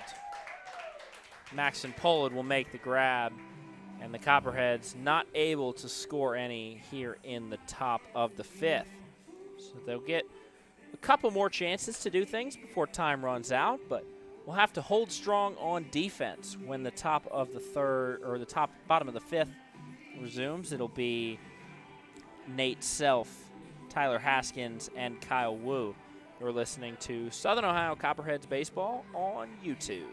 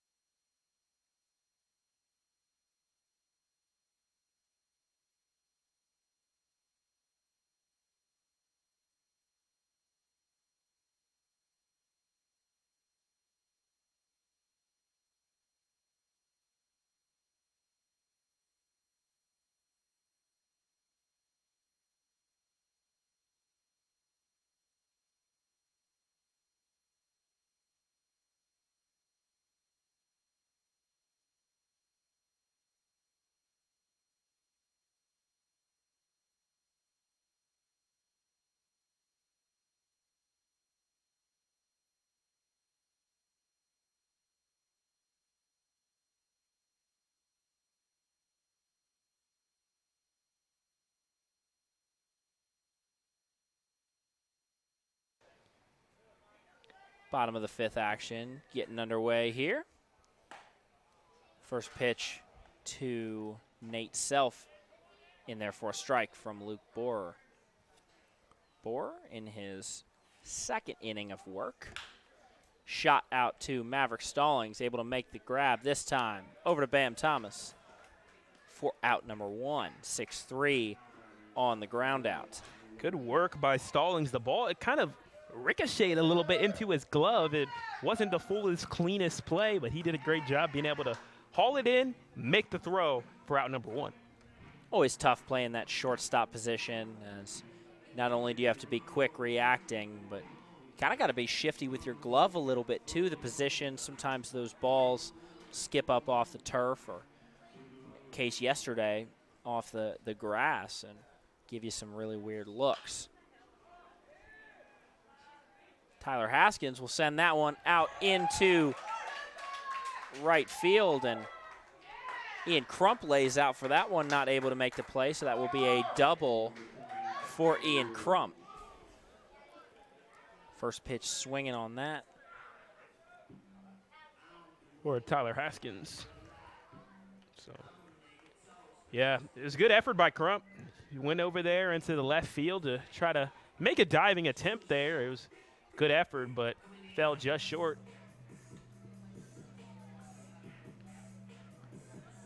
So now Kyle Wu step up into the box.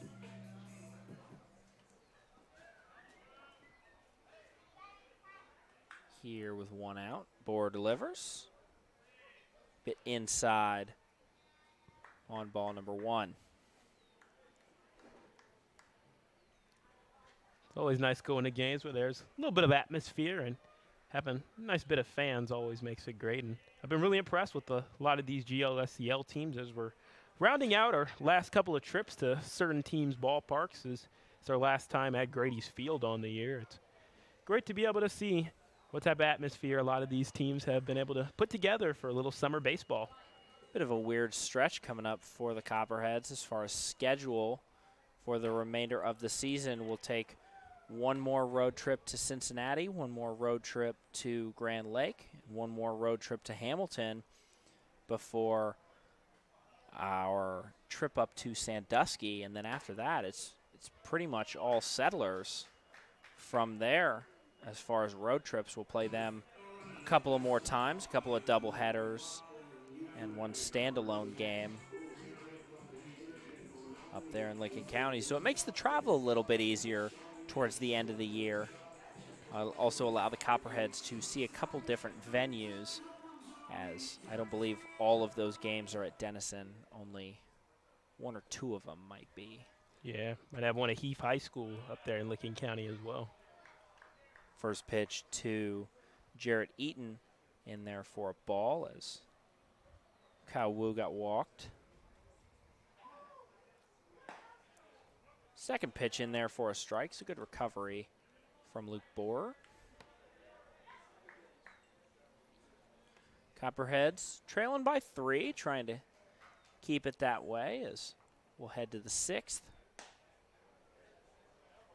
After we get a couple of these outs are made. Don't want to speak too early, but. Yeah, sets up a good old announcer's jinx. Done it to myself more times than I'd like to admit this year, Sedric, whether that's things I've said on this broadcast or things you and I have kind of talked about during the breaks that we have. I am one heck of an announcer's jinx. 3-1 pitch is outside, and that'll be another walk, the second straight walk for Luke Borer. And looks like Sebastian Silva's going to come out and talk to him, make sure everything is okay with him. A pat on the back, and stand in and await Blaze Bell now. There's one out here in the bottom of the 5th inning. Bases are loaded for Luke Borer.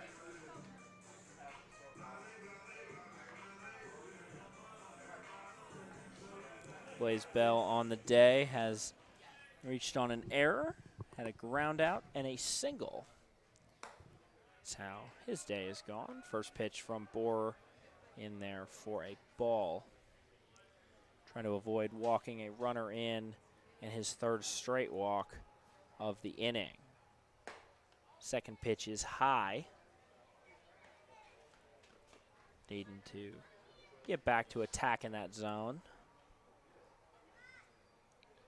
We know what Borer's capable of, and again, he's had a lot of games where it's been little spurts where he's pitched one inning here, one inning there, and I feel like his best role in this pitching staff has been as a closer. We've seen him close out a couple of games for the Copperheads, most notably Game 1 against the Mariners, where he came in and the game was tied up, and he kept it at a 4-4 tie to allow the Copperheads to be able to pull off that victory.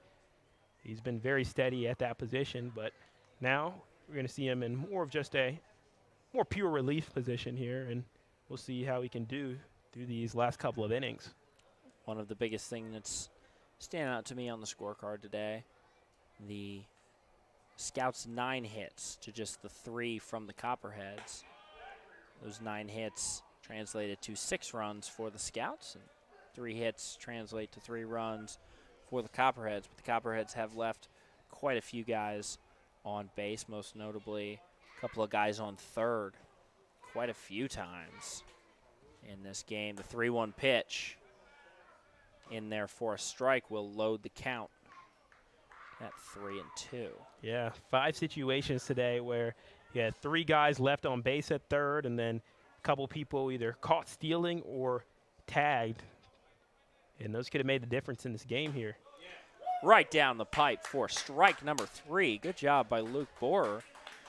Work himself back into the count and get the second out. Got Blake Bell looking for strike number 3. So that's 2 outs, and Tommy Rovers on the day, a single, 2 singles, and a ground out to shortstop. Scored once, left on at second 1 time. First pitch in there for a strike to Tommy Rover. Base is still loaded here with 2 outs. Bottom of the 5th, Xenia leads the Copperheads 6-3. The 0-1 is high for ball number 1. We'll even the count at 1-1. Scouts with a couple of errors today. Copperheads only 1 error, but the 9 hits for the Scouts have helped them to a 3-run lead today. It is, and the fielders definitely appreciate the fact that they get to play on a turf field. It's not every day that they get to play on turf, especially in the outfield, so having that opportunity allowed less errors. It's a bit of a smoother transition from that infield turf to the outfield, whereas places like Bob Wren have the natural grass, so there's a bit more of a lip. Balls tend to kind of hit and die, whereas here they'll roll closer to the defender. 3-1 pitch, chop to Carson Shepard, makes the play, throw over to first to end the inning. So again, the Copperheads work themselves out of a jam, leave the bases loaded, and we'll head to the top of the 6th inning. For the Copperheads, we'll see Sebastian Silva, Carson Shepard, and then the top of the order, Trey Rucker. When we return, you're listening to Copperheads Baseball on YouTube.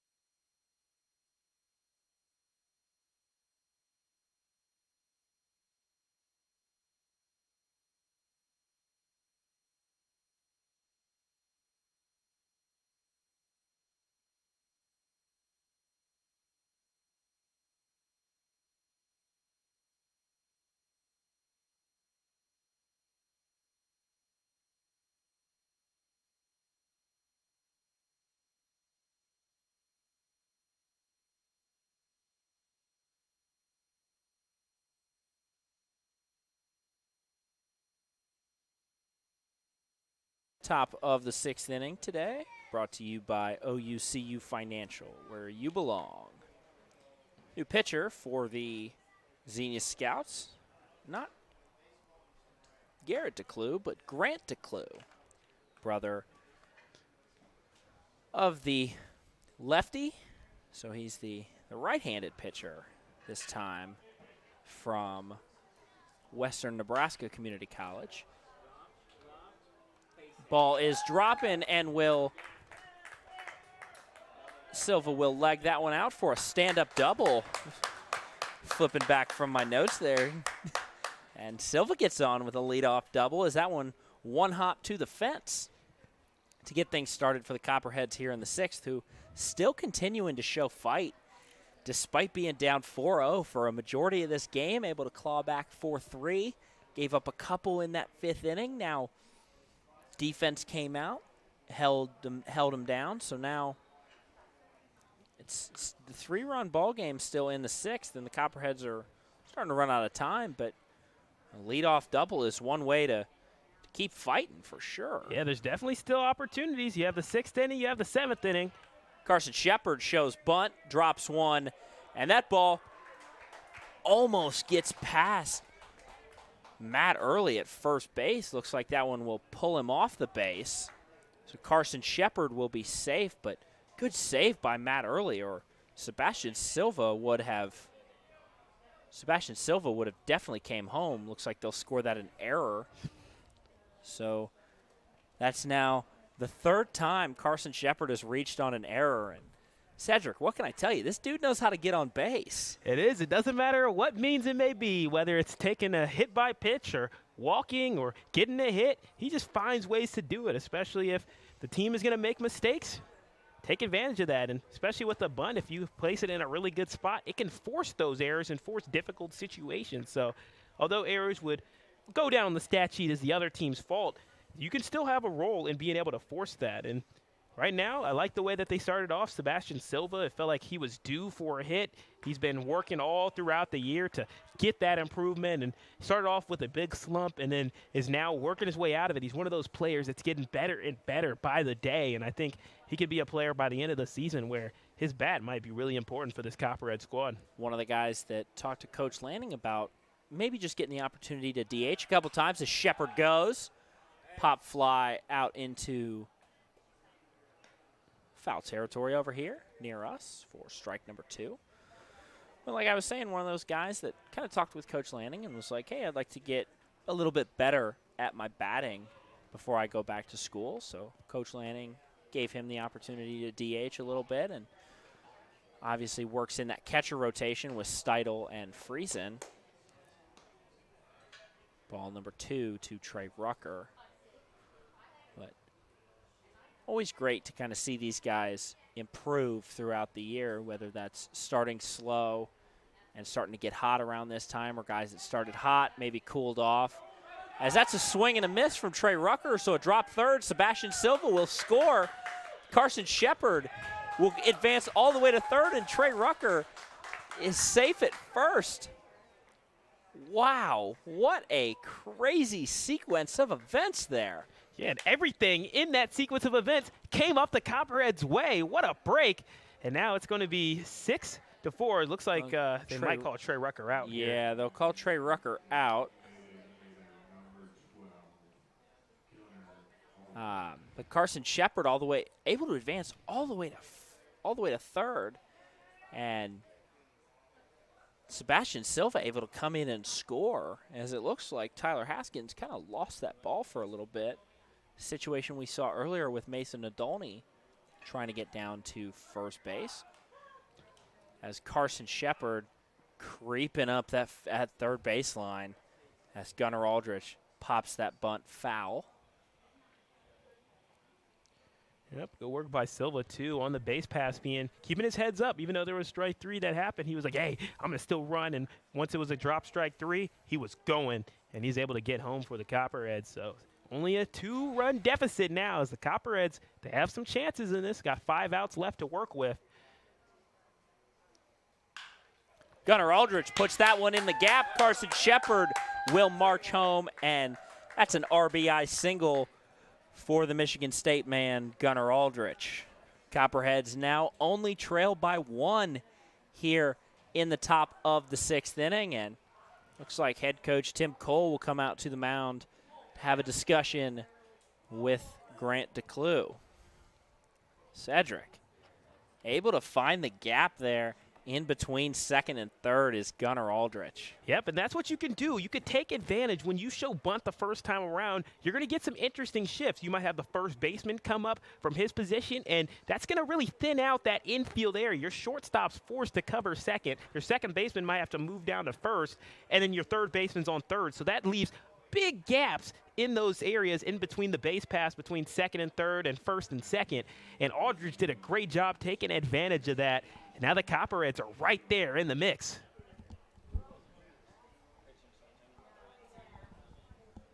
Looks like we'll have a new pitcher for the Xenia Scouts in this one, and kind of figure out who that is.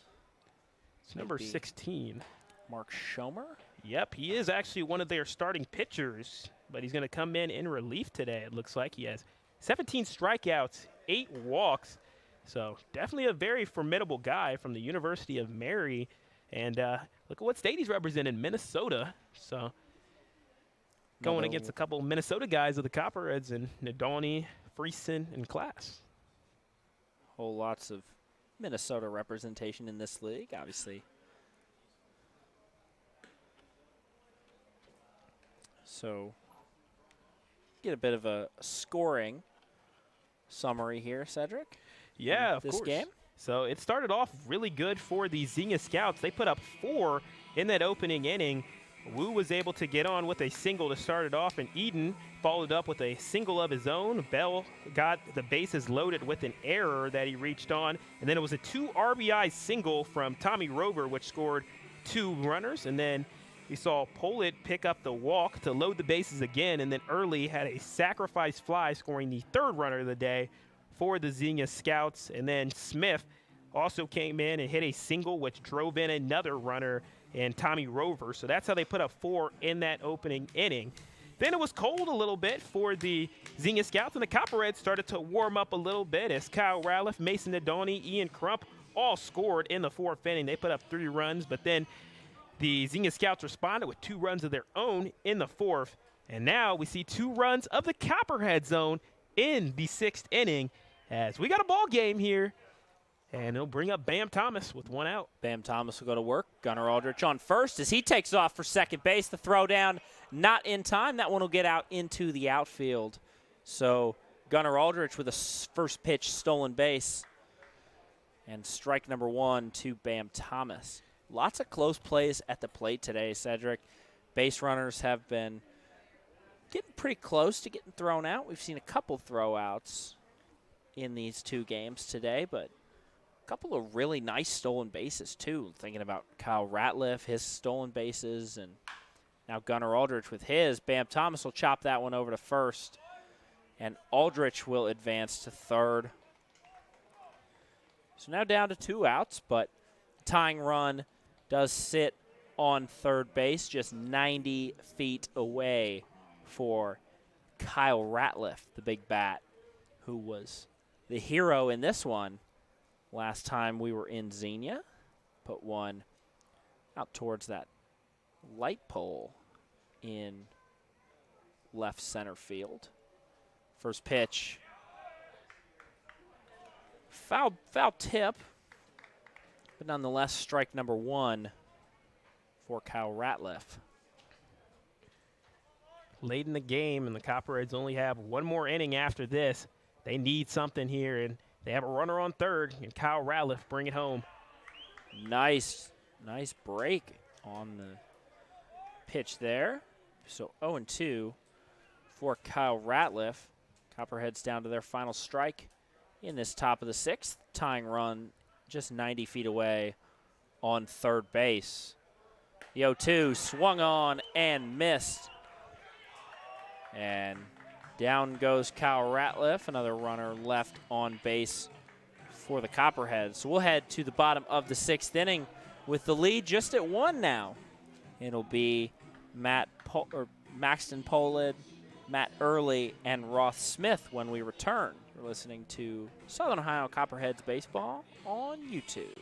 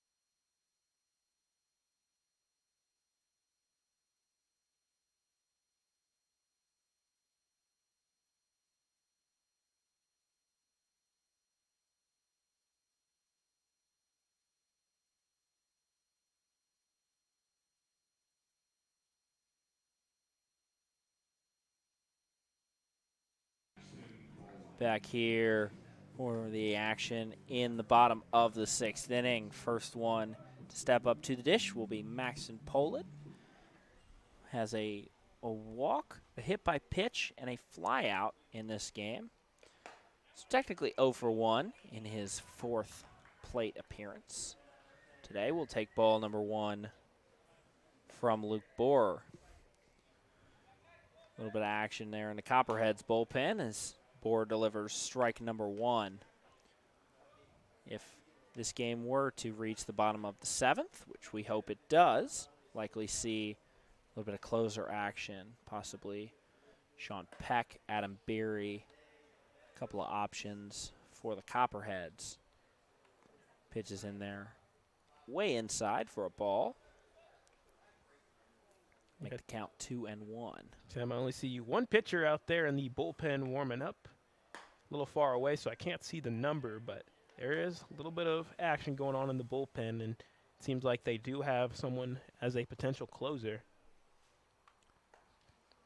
Got him looking for strike number 2. So now a 2-2 count. Borer kicks, deals. Did he go? He did not. That was a great pitch on the inside part, or the outside part of the plate.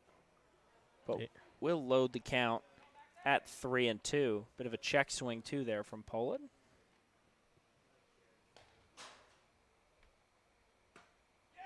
And that one will walk him on that outside part of the plate. So it's a leadoff walk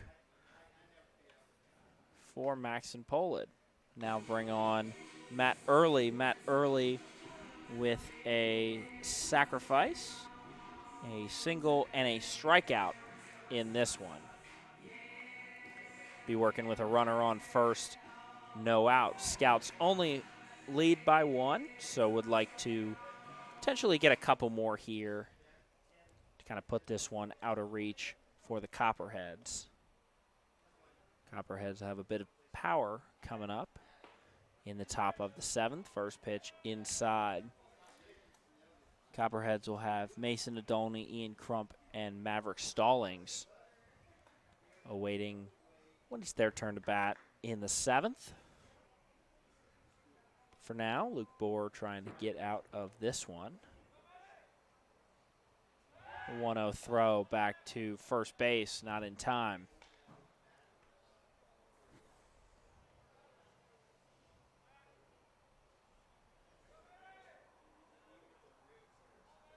One and 0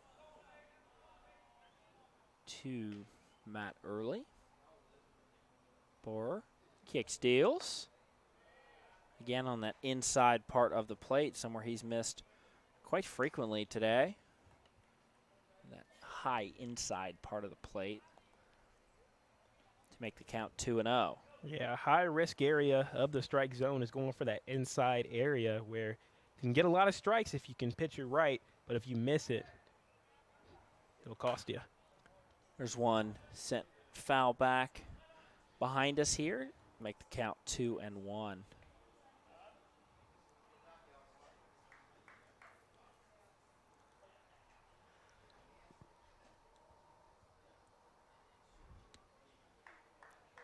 The Xenia Scouts lead at 6-5 here in the bottom of the 6th.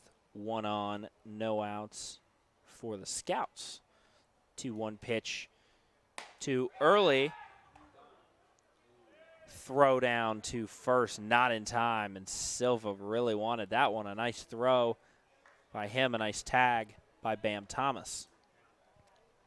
Makes the count 3-1 now, and Borer trying to avoid walking his second straight batter of the inning. 3-1 pitch. There's a moonshot out to deep left field, and that'll be a 2-run home run for Matt Early, and will blow this game wide open here in the bottom of the 6th. Add 2 more to the total, making it 6-8 now over, or 8-5. Sorry, 8-5 over the Copperheads here in the bottom of the 6th, and that will likely be the end of the afternoon for Luke Borer, as Coach Lanning will come out to the mound. That was an absolute moonshot there to left field, and I think Early knew that as soon as it left his bat. Yeah, it was really good idea of opportune hitting as his team needed a little bit more separation. They saw 2 runs scored by the Copperheads in the top of the inning, and what did the Scouts do? They have a couple of runs of their own, in part due to a home run, and for lack of better term, the early bird gets the worm. So we'll take a quick break here while the new pitcher gets warmed up for the Copperheads. Looks like it will be number 38 for the Copperheads. Number 38, Andrew Yeary, freshman right-hander, Edison State Community College, just up the road from here. Actually from Fairborn too, so even closer up the road. Yeary, a couple of appearances so far this year. Has pitched a third of an inning with a strikeout against the Steam, coming in to just kind of close that inning off. And then another 2/3 where he didn't have as much success as he might have liked. Gave up 5 earned in just 2/3 of an inning against the Steam. And actually all 3 of his appearances have been against the Steam, because then in that next game he had 1 inning where he gave up 1 earned off 3 hits and a walk in that one. So we'll let him get warmed up here. Take a quick break. We're listening to Copperheads Baseball on YouTube.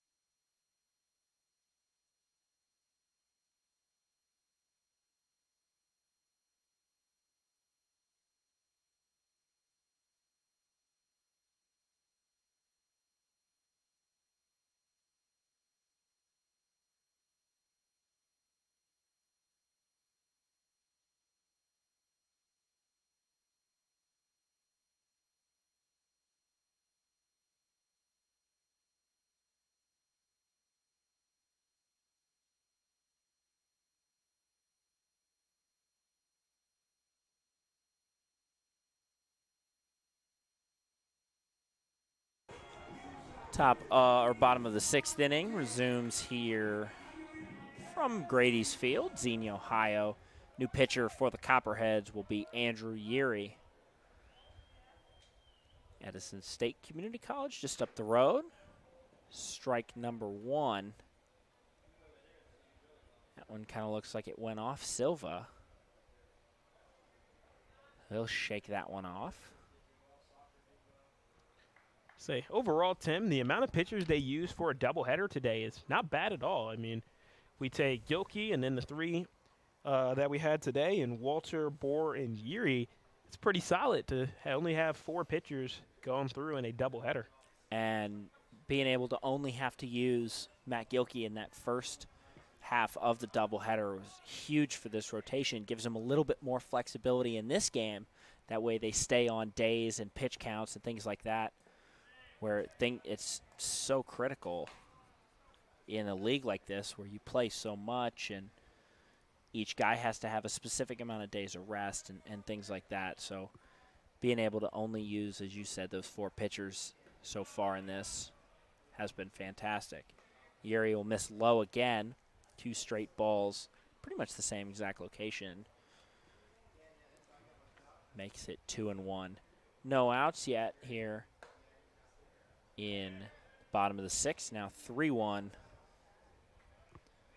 2-run home run by Matt Early opened things up here in the bottom of the 6th. The 3-1 pitch skips up in the dirt. Yuri still trying to find his rhythm here. Didn't look very comfortable out there on the mound, shaking a couple of things off and trying to kind of settle in here. Of course, you just got to shake off the rust sometimes. It's tough for these pitchers where you haven't gone out there pitched against live competition in about 3 or 4 days, or in some cases even longer than that, maybe 5 or 6 days. And to have to go against a team that has really hot bats right now in the Xenia Scouts, it's not an easy task by any means. And Yuri, this is his first time not playing anybody on the Steam, as the Cincinnati Steam have had the Copperheads number this year. They're up 3-0 in that series. And speaking of series, this is a series where the Copperheads are up 2-0. One of 2 series where the Copperheads are winning. And if it comes down to playoff tiebreakers or just standings tiebreakers, those in-season battles where you're playing 5 to 9 matchups, if you can get the better of them, it'll definitely be good. Copperheads in a really good position for their doubleheader when they come back, where they'll at least have to just win one, but they could also close out the series and win it on the year with a win here. First pitch to Nate Self is a ball. So it'll be 1-0. Still no outs and a runner on first here. Second pitch just missing that bottom part of the zone for ball number 2. A little bit of action around the GLSCL today. Sedric? Yeah, Cincinnati Steam beat the Settlers not once but twice. Huge win for the Cincinnati Steam. That's going to have them skyrocket themselves firmly into second place. Also, Richmond Jazz up 10-3 over the Grand Lake Mariners. Copperheads saw them yesterday. As we will take a quick break here. Sebastian Silva goes down. You're listening to Copperheads Baseball on YouTube.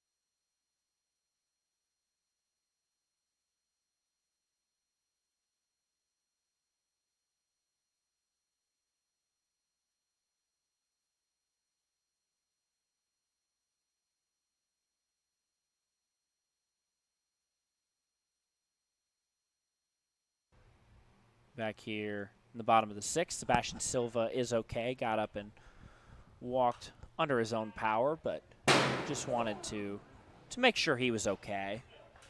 He's over there getting checked out by the trainer. So a 2-2 count now to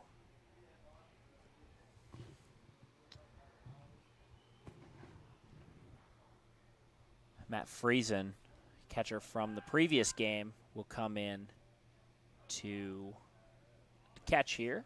come in relief of Silva. Again, Silva is okay. I believe it was a foul tip. Kind of caught him in the corner of his mask. So full count now for Nate Self. Nate Self on a bit of a roll, hitting .438 in the last couple of days. Payoff pitch. Chopped foul as the runner went on the steal attempt as well. So we'll do it again here. 3-2 here in the bottom of the sixth. Bottom of the sixth got opened up. Matt Early, two-run homer to deep left field. Hit about 10 or 15 feet behind the wall. Scored himself and Maxton Poland. Runner on first. Yuri will look back at him. Fake the throw to keep him honest. And Nate Self will await the payoff pitch once again. Runner goes. Shot out into right field past Trey Rucker. And that one will bounce back into the corner. And the runner is coming all the way around. He'll come from first and score. Make it a 9-5 ball game now on the RBI double from Nate Self. 24. Ross Smith comes in and scores. So still no outs here in the bottom of the sixth, and the Copperheads are looking to get one of those pretty quickly, Sedric. Yeah, I mean, it's been all trouble in this inning. Again, they had a chance, so they had a lot of momentum. They were only down by one, just needed at least to put together one or two more solid innings of pitching. And for the Copperheads, it's just been tough luck. Xenia showing why they have been one of the hottest teams in the league, despite 2 straight losses. First pitch from Yuri misses. Friesen able to get that, but Nate Self will advance to third on the wild pitch.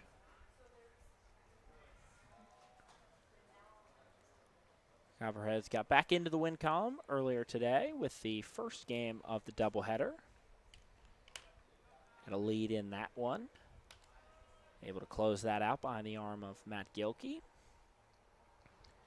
And now in this one, trail 9-5 here in the bottom of the sixth. Only going to be a 7-inning game, so think of this as the bottom of the 8th inning.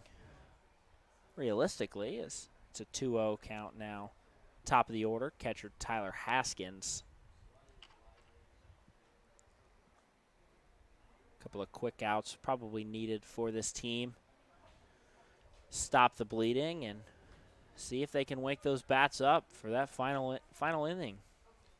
2-0 pitch, swung on and missed. Nice pitching from Yuri there.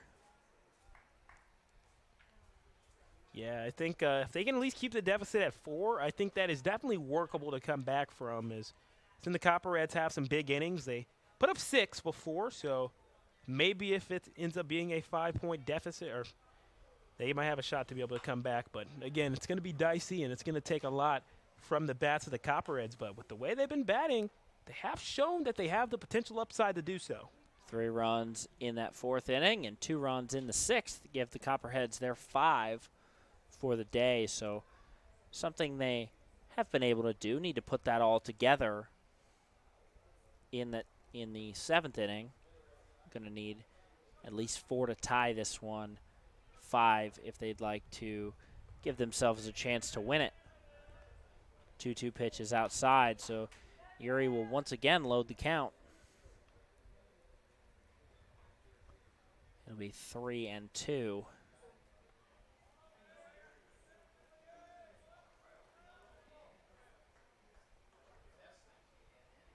Runner on third, no outs. Yuri delivers full count and misses low for ball number 4. So that's another walk. And now there's runners on the corners for the big bat of Kyle Wu. Kyle Wu hitting .571 in his last 7 games.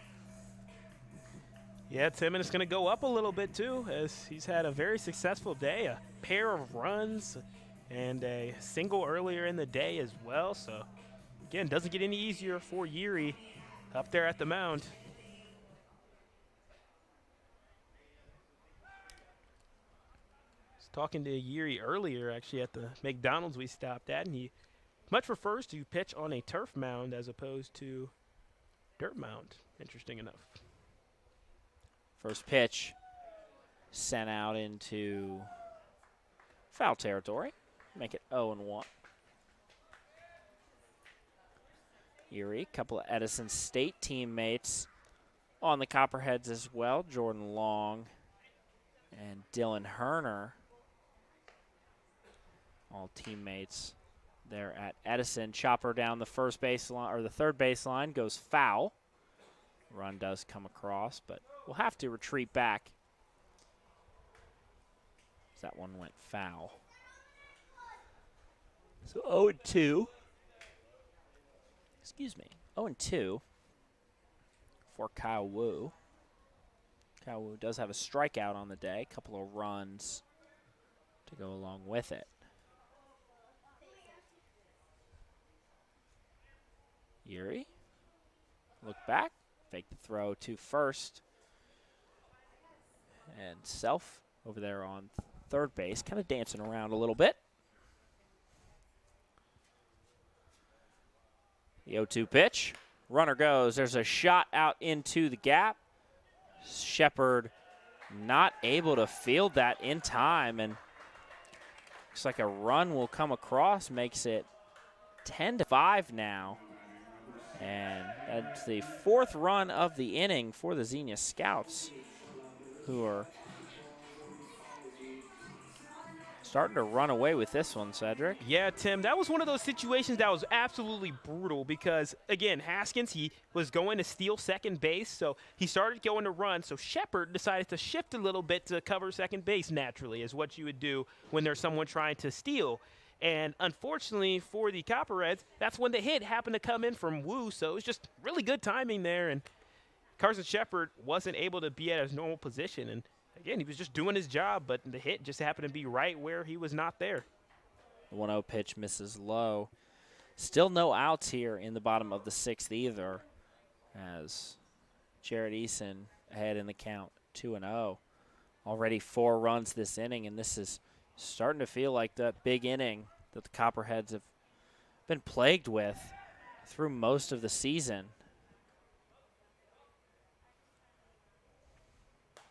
Runners will advance on the pass ball. So now runners on second and third. Count is 3-0 to Jared Eason, and no outs here in the bottom of the 6th.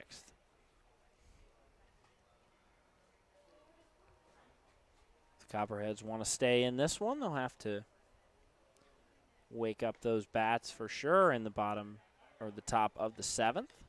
There's a strike from Yuri.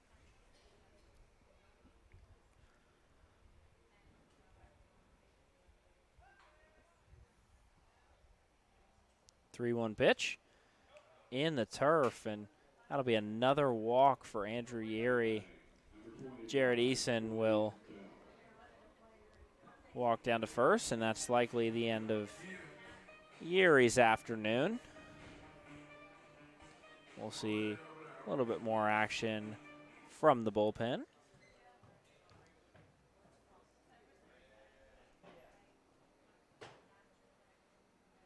See who we get on this one.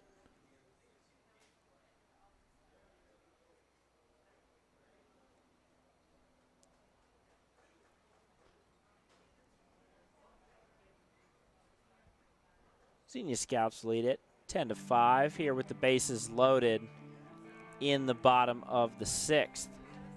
Yep, Copperheads have not led at all throughout this game. Can't see 100%, but I think that's Andrew Lyon, who's the new pitcher for the Copperheads, a newer addition to the squad alongside Gilkey, came here around the same time, and looks to be him. Andrew Lyon going to play for Coach Lanning at Montreat next season. Originally from Sunnyvale, Texas. Had a bit of a forgettable, probably, performance in his first appearance, as a lot of these pitchers is.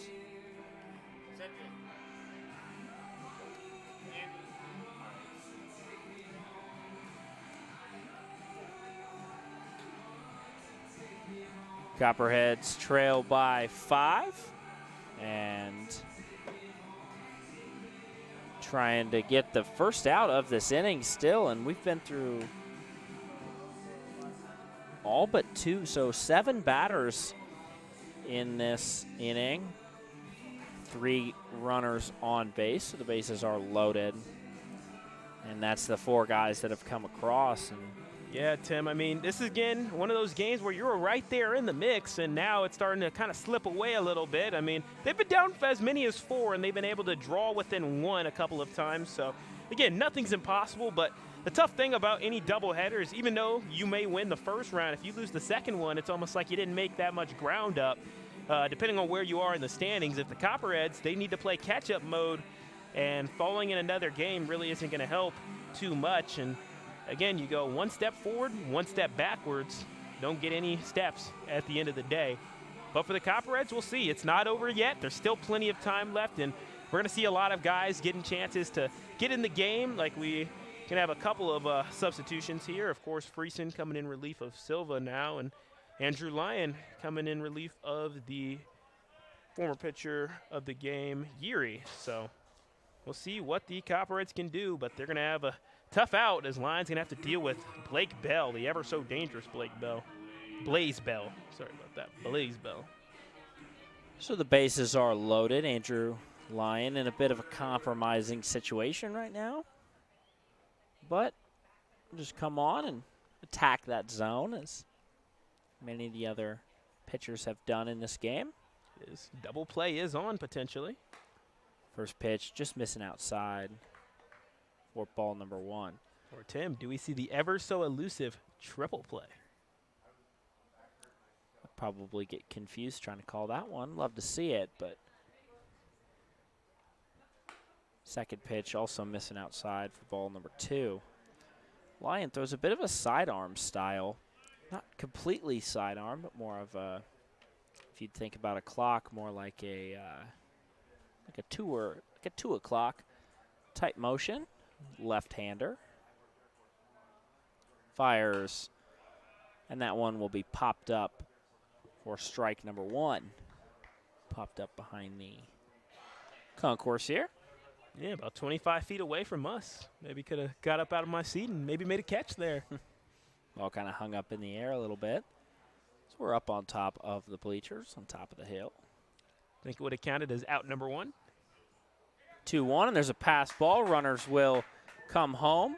No throw from Friesen, and it's now 11-5 on the pass ball.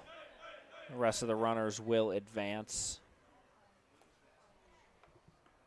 Well, 3-1 count for Blaze Bell. Yep, with this game being a original 9-inning game that's been shifted to a 7, there is no run rule today. So even if Xenia was able to put up 4 runs, Copperheads will still get another chance to bat, which is very fortunate. 3-1 pitch from Lyon. In there for a strike. And now loads the count here. Looking to get the first out of the inning for the Copperheads, as the Xenia Scouts lead this one 11-5. Payoff in the bottom of the 6th. Runner on third base. They're guaranteed now to bat around the order in this situation. Couple of tough breaks for the Copperheads. Silva, what am I saying? Friesen and Lyon just don't appear to be on the same page in this one, unfortunately. Still trying to get all that worked out. 1-0 pitch. Misses high, and that'll be another runner that comes across. Lion just not able to find the zone on this one. Xenia will take the 13-5 lead now as the bases are empty for Tommy Rover. So no RBI opportunity for Tommy Rover, as it'll be 3 straight runs on 3 straight wild pitches. Yeah, so for the Copperheads, they are up 2-0 in this series, and if they fall today, they still have a good shot to at least get one more of the last 2 and try to close off the Xenia Scout series. As that again is another wild pitch. No runners on base this time, but 3-0 count for Tommy Rover. This bottom of the 6th inning is turned into the one big inning Copperheads have been trying to avoid this entire game, as we've seen them be able to come back from score 4 runs. We've seen them be able to come back from the Scouts scoring 2, and this game was in a bit of a manageable position for a while until this bottom of the 6th inning. Scouts have scored 7, and almost every runner or almost every batter for the Scouts minus Blaze Bell has scored in this inning. Tommy Rover still with a chance to score. Yes, but overall, every single batter on the Xenia Scouts has scored a run on the day, whether it was in the 1st or the 6th. Tommy Rover, one of those guys to score back in the 1st inning. First pitch in there from Lion is a strike.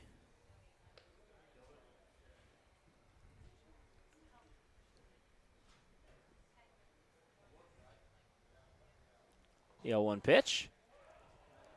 Swung on and missed for strike number 2. And Lion now in a position to get his first strikeout of the day, get the second out, sort of kind of grab back some of that momentum that's been lost during this 7-run rally. Lion will look on. That one will get behind him, and Tommy Rover will take second base.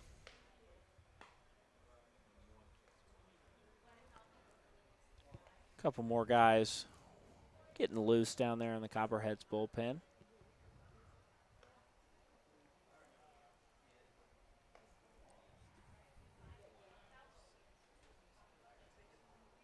One and 2 is the count for Maxon Pollitt, guy that got things started here in the bottom of the 6th. Count is 2-2 in the Copperheads dugout. Not very happy with that one. It is, but the fact they're still all in the game right here, out here supporting their teammate Lion, as well as all the people out in the field, no matter what the score says, that always brings a smile to my face. 3-2 is high. So now a full count after Lion got him down quickly, 0-2. It's now a full count again. Try and work himself out of this, avoid another walk.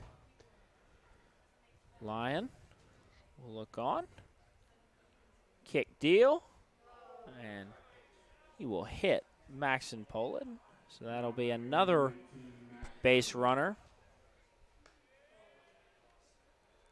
for the Xenia Scouts. Now runners on 1st and 2nd. Still only 1 out. And number 18, Matt Early. Uh-oh, the guy who hit the home run. Began this inning. It felt like a different inning when you think about it, Sedric. Pollitt got on via walk. And then Early, a 2-run bomb out there to left field. And game has not been the same since. Lion, first pitch will be popped up and out of play. Bam Thomas and Matt Friesen both giving chase to that one. So 0-1 to Matt Early.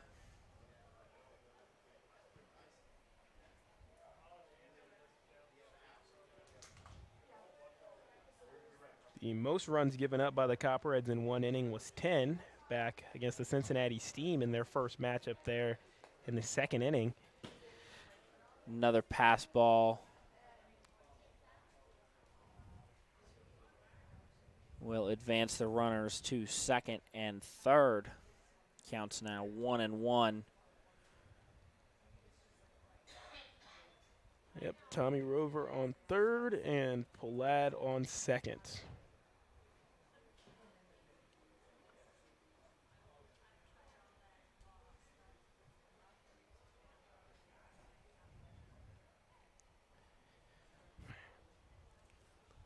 One pitch. Chopper up to Shepard. Throw over to Bam Thomas at first. Got him for out number 2, but another run comes across. So that's 2 outs now. But the score is 14-5 in favor of the Xenia Scouts after 8 runs this inning. Coach Lanning coming out to have a word with his guy. And we'll see. Looks like that will be the end of his afternoon. Gonna go. Hey, Jordan Long coming out here to come and pitch. Looks like Andrew Lyon having a bit of issues over there, so he'll go see the trainer. And the super relief pitcher, Jordan Long, will come in. And we've seen Jordan Long come in and not give up any runs, throw strikes, so hopefully he can do the same today as things have officially gotten out of hand here at Grady's Field. Copperheads were able to take the first game of the doubleheader and kept things pretty competitive here until the bottom of the 6th. Things started to fall off the rails, started by that Matt Early 2-run home run, and then after that, things have really gotten out of hand. 8 total runs this inning. Yep, including 3 batters getting home off of wild pitches, which unfortunate for the Copperheads. But again, good thing about these games, I mean, you're still up 2-0 in the series. If you fall in this game 2-1, and you'll still have a chance to win the series 3-2. And again, at least you didn't come out empty in this doubleheader as well. You got the first win, takes the pressure off. At least you come out with something. But barring any crazy comebacks, the Copperheads would fall to 6-12. Xenia would be back to 500 at 9-9. And it's a good time to do some scoreboard watching, but it'd be fun to see Jordan Long in at pitcher, and that's why I celebrated, because again, we've seen so many teams use positional players as pitchers, some of them to really great success. Copperheads have been burnt by Gabriel Torres, the first baseman of the Mariners, who came in and pitched an amazing game in 8 innings, only allowing 1 run. Gabriel Torres put on an absolute clinic up there at Grand Lake. So Jordan Long will be the one to hopefully get this 7th or this 3rd out here in the bottom of the 6th. He'll face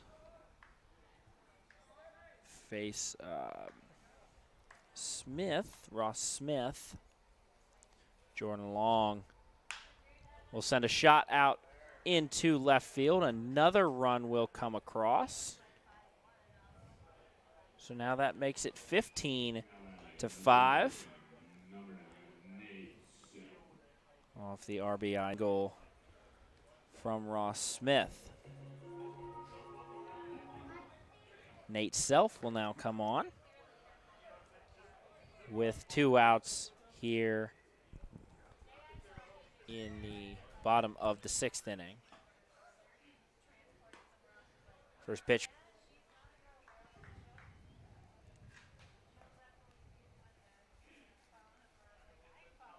Have to guess this is one of the season highs for runs in a game for the Xenia Scouts. There's a shot out into foul territory. So now 0-2. And Jordan Long now just 1 strike away from ending this inning. Coming in relief of Andrew Yeary, Andrew Lyon. And Luke in Borer. the 6th inning. And Luke Borer, yes, here in the 6th inning. Just missed on that inside part of the plate for ball number 1. Yep. This is Xenia Scouts. This is their highest run output by 5 runs, and kudos to them for getting it in a 7-inning game. Ball is fouled back behind I'm on top of the concourse here, actually. It's playing a little plinko as there's a little board back there for practicing a little pitching, and it bounced off against that. So a couple of ricochets out here at Grady's Field. 1-2. Nate Self, Jordan Long. Just missing on that outside part of the plate, make it 2-2. Jordan Long again, just 1 strike away from ending this inning. Yeah, and I thought that was a great pitch there, Tim. I was hoping the ump would throw us a bone there. Chopper down the first baseline. Bam Thomas will let that one go foul.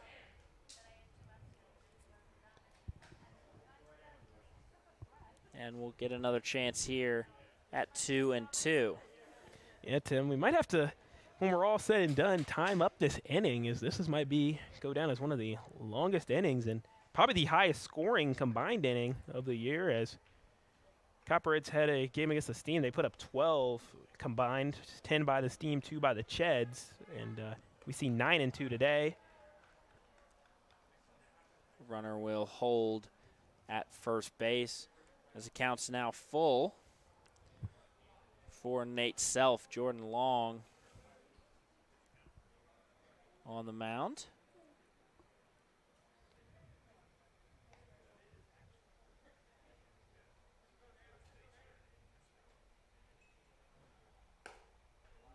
Just missed high, and going to be a walk for Jordan Long. Walked Nate Self. So now looks like we'll get the catcher, number 8, Tyler Hanna, to come up.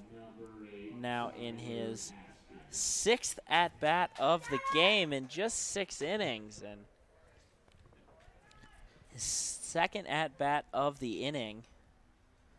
Now the 5th batter to get a 2nd at-bat in this inning, his 6th total at-bat of the game. First pitch just misses outside for ball number 1.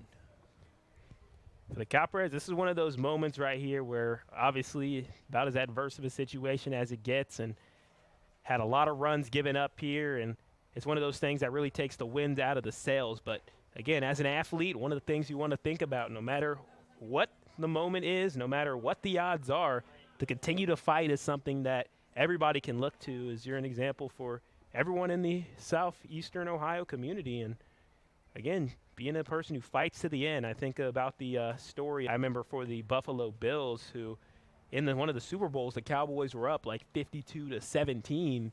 And even though they were up and they were about to score a touchdown, that receiver ran with all he had and made a tackle and forced a fumble at the 1-yard line. So even no matter what the odds were, he continued to fight. And that's what I want to see the Copperheads do. Continue to fight all the way to the end. As, of course, lots of fans coming out to support the Copperheads, as well as players supporting each other as well through thick and thin. And it has been a rough season thus far.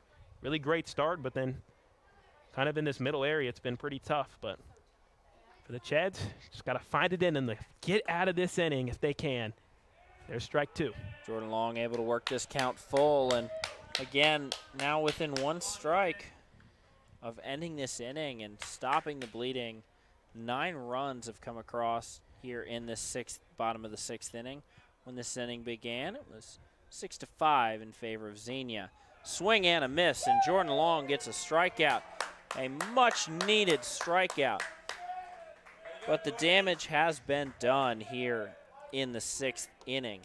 9 Xenia Scouts have come across to score, and Copperheads will need 11 runs in this inning to give themselves a chance here as we head to the top of the 6th. You're listening to Southern Ohio Copperheads Baseball on YouTube.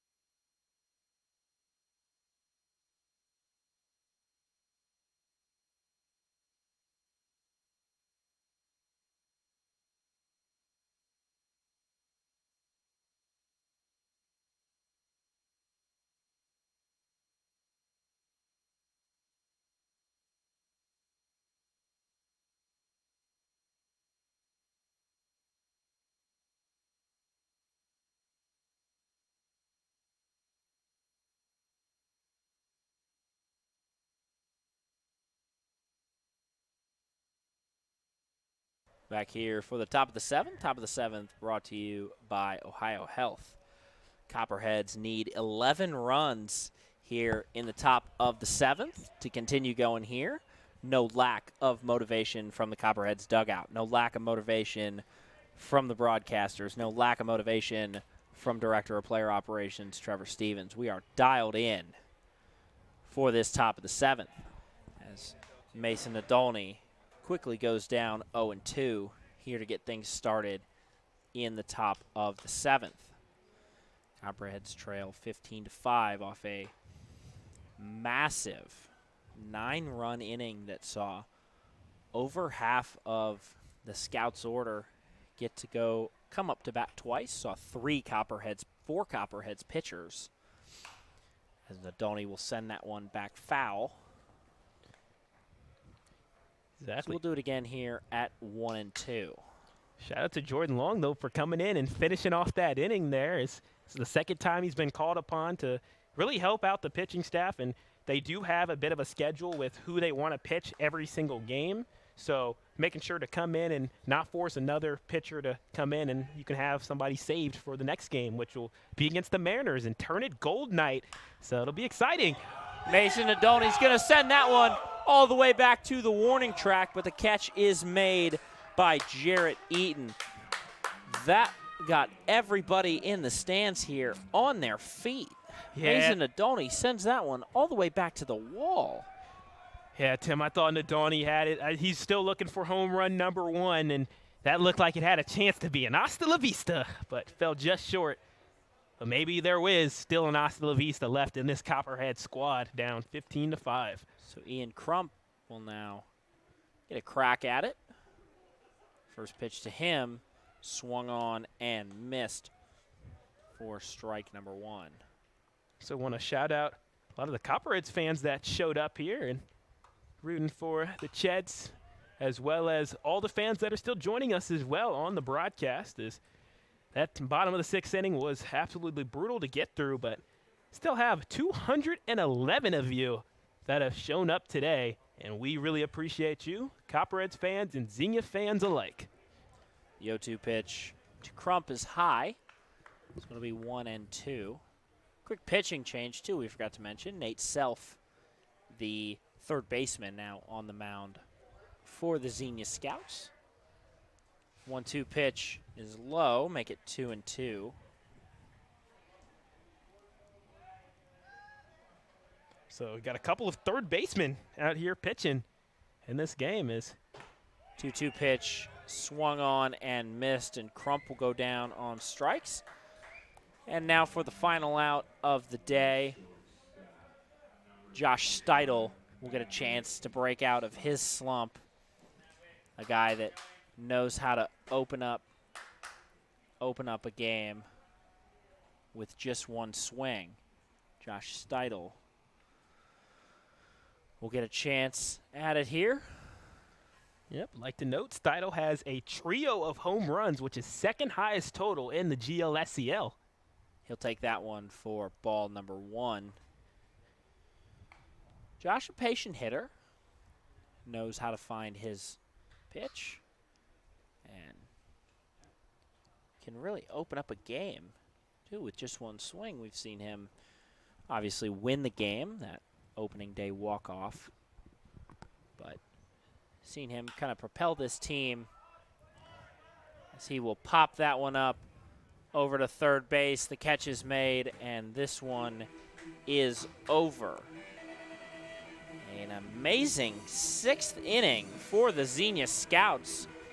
Allows them to take care of business in this one. Fans are the best in the land, and that will be Alumni Night, which is going to be absolutely exciting. But the next night coming up, Tim, is Turn It Gold, where there'll be alternate jerseys that'll be auctioned off with the auctions going on Twitter right now, as well as all the money and a lot of the money from the tickets proceeds going to Turn It Gold and the Passion Works Studios, and it'll be going towards charity, which is exciting. And I'm really glad that the Copperheads are going to have that opportunity to be able to raise some money as well as play some good baseball. And it'll be the Grand Lake Mariners, a familiar foe for the Copperheads, one of the other teams that the Copperheads lead the division or lead the series against as well. So it's not all doom and gloom here today, as though this loss is very tough, losing 15-5 obviously is going to sting. The fact that they at least won the first game at least gives us something that we can look to and build off of going into our game tomorrow against the Mariners, Tim. It does. Matt Gilkey had a great rebound game after a tough first appearance with the team. He came in today, played really well, and kind of held out for that win in the first game. In the second game, team really battled well. It was just the pitching late in that game giving up so many runs. I mean, Sedric, if you think about it, that ninth or that bottom of the sixth inning, when we're coming in there, it's a 6-5 ball game and just not able to kind of close out that game. So I think that's the next step for this team. We've seen that when they wake the bats up, and obviously leaving guys on base is tough and all that, but we didn't leave 13 guys on base today, right? Nope. So there's I mean, the missing runs on that. We did leave 6 guys on third, though. We did. Yeah. We did. And I think it comes down to just now being able to close out those games, right? So now the starting pitchers have established themselves being able to set that up. But now the next step is for these guys coming out of the bullpen to be able to come in with maybe in a bit of a jam, be able to come in, throw strikes, and take care of business. Not all bad. We did see some shining moments from a couple of different guys today. But overall, as kind of like an overall thing, I think that's the next step for this team. Yeah, so with that loss, the Copperheads are 6-12 on the year. So at least they do increase their win percentage, technically, even though they went 1-1 today. So for the Xenia Scouts, they're going to move up to 9-9 on the year. And with the standings that are going on right now, it looks like it's going to be a battle to the end, and we'll see who will be able to come out on top. But Xenia Scouts, they've done a great job by fighting their way back into the mix, and hopefully they can be an example for the Copperheads to show, hey, even if you start off tough, you could be able to get back in the mix as well. Yeah, so we'll have more Copperheads action for you coming tomorrow from Bob Wren Stadium. We'll be hosting the Grand Lake Mariners, and it appears Gabriel Torres, as Cedric's starting to panic a little bit maybe, just remembering our last trip to Salina. Gabriel Torres will get to start on the mound tomorrow for the Grand Lake Mariners. First pitch will be 7:05. Reminder, it is Turnip Gold night tomorrow, so make sure to come out, support the Turnip Gold fundraiser, support the Copperheads, Passionworks Studios, and it should be a great night. Got a lot of fun activities planned, so make sure to come out to the ballpark, and we will see you then. If you can't join us at the ballpark tomorrow, as always, be sure to check us out on YouTube, as well as all of our social medias for any kind of comments you might have about the broadcast, something new you'd like to see, something maybe we should try out. As always, send us a message on social media. You can find me at Tim Sports Corner on Twitter, at Sedric Granger, my partner over there, as well as at Copperheads on Twitter, and then Instagram at Cheads Baseball, and Facebook, Southern Ohio Copperheads on there as well. So for all of us here from Grady's Field, Trevor Stevens, Director of Player Operations, my co-host Sedric Granger, I'm Tim Hanna. Final score in this one, Xenia Scouts 15, Southern Ohio Copperheads 5. Good night, everybody.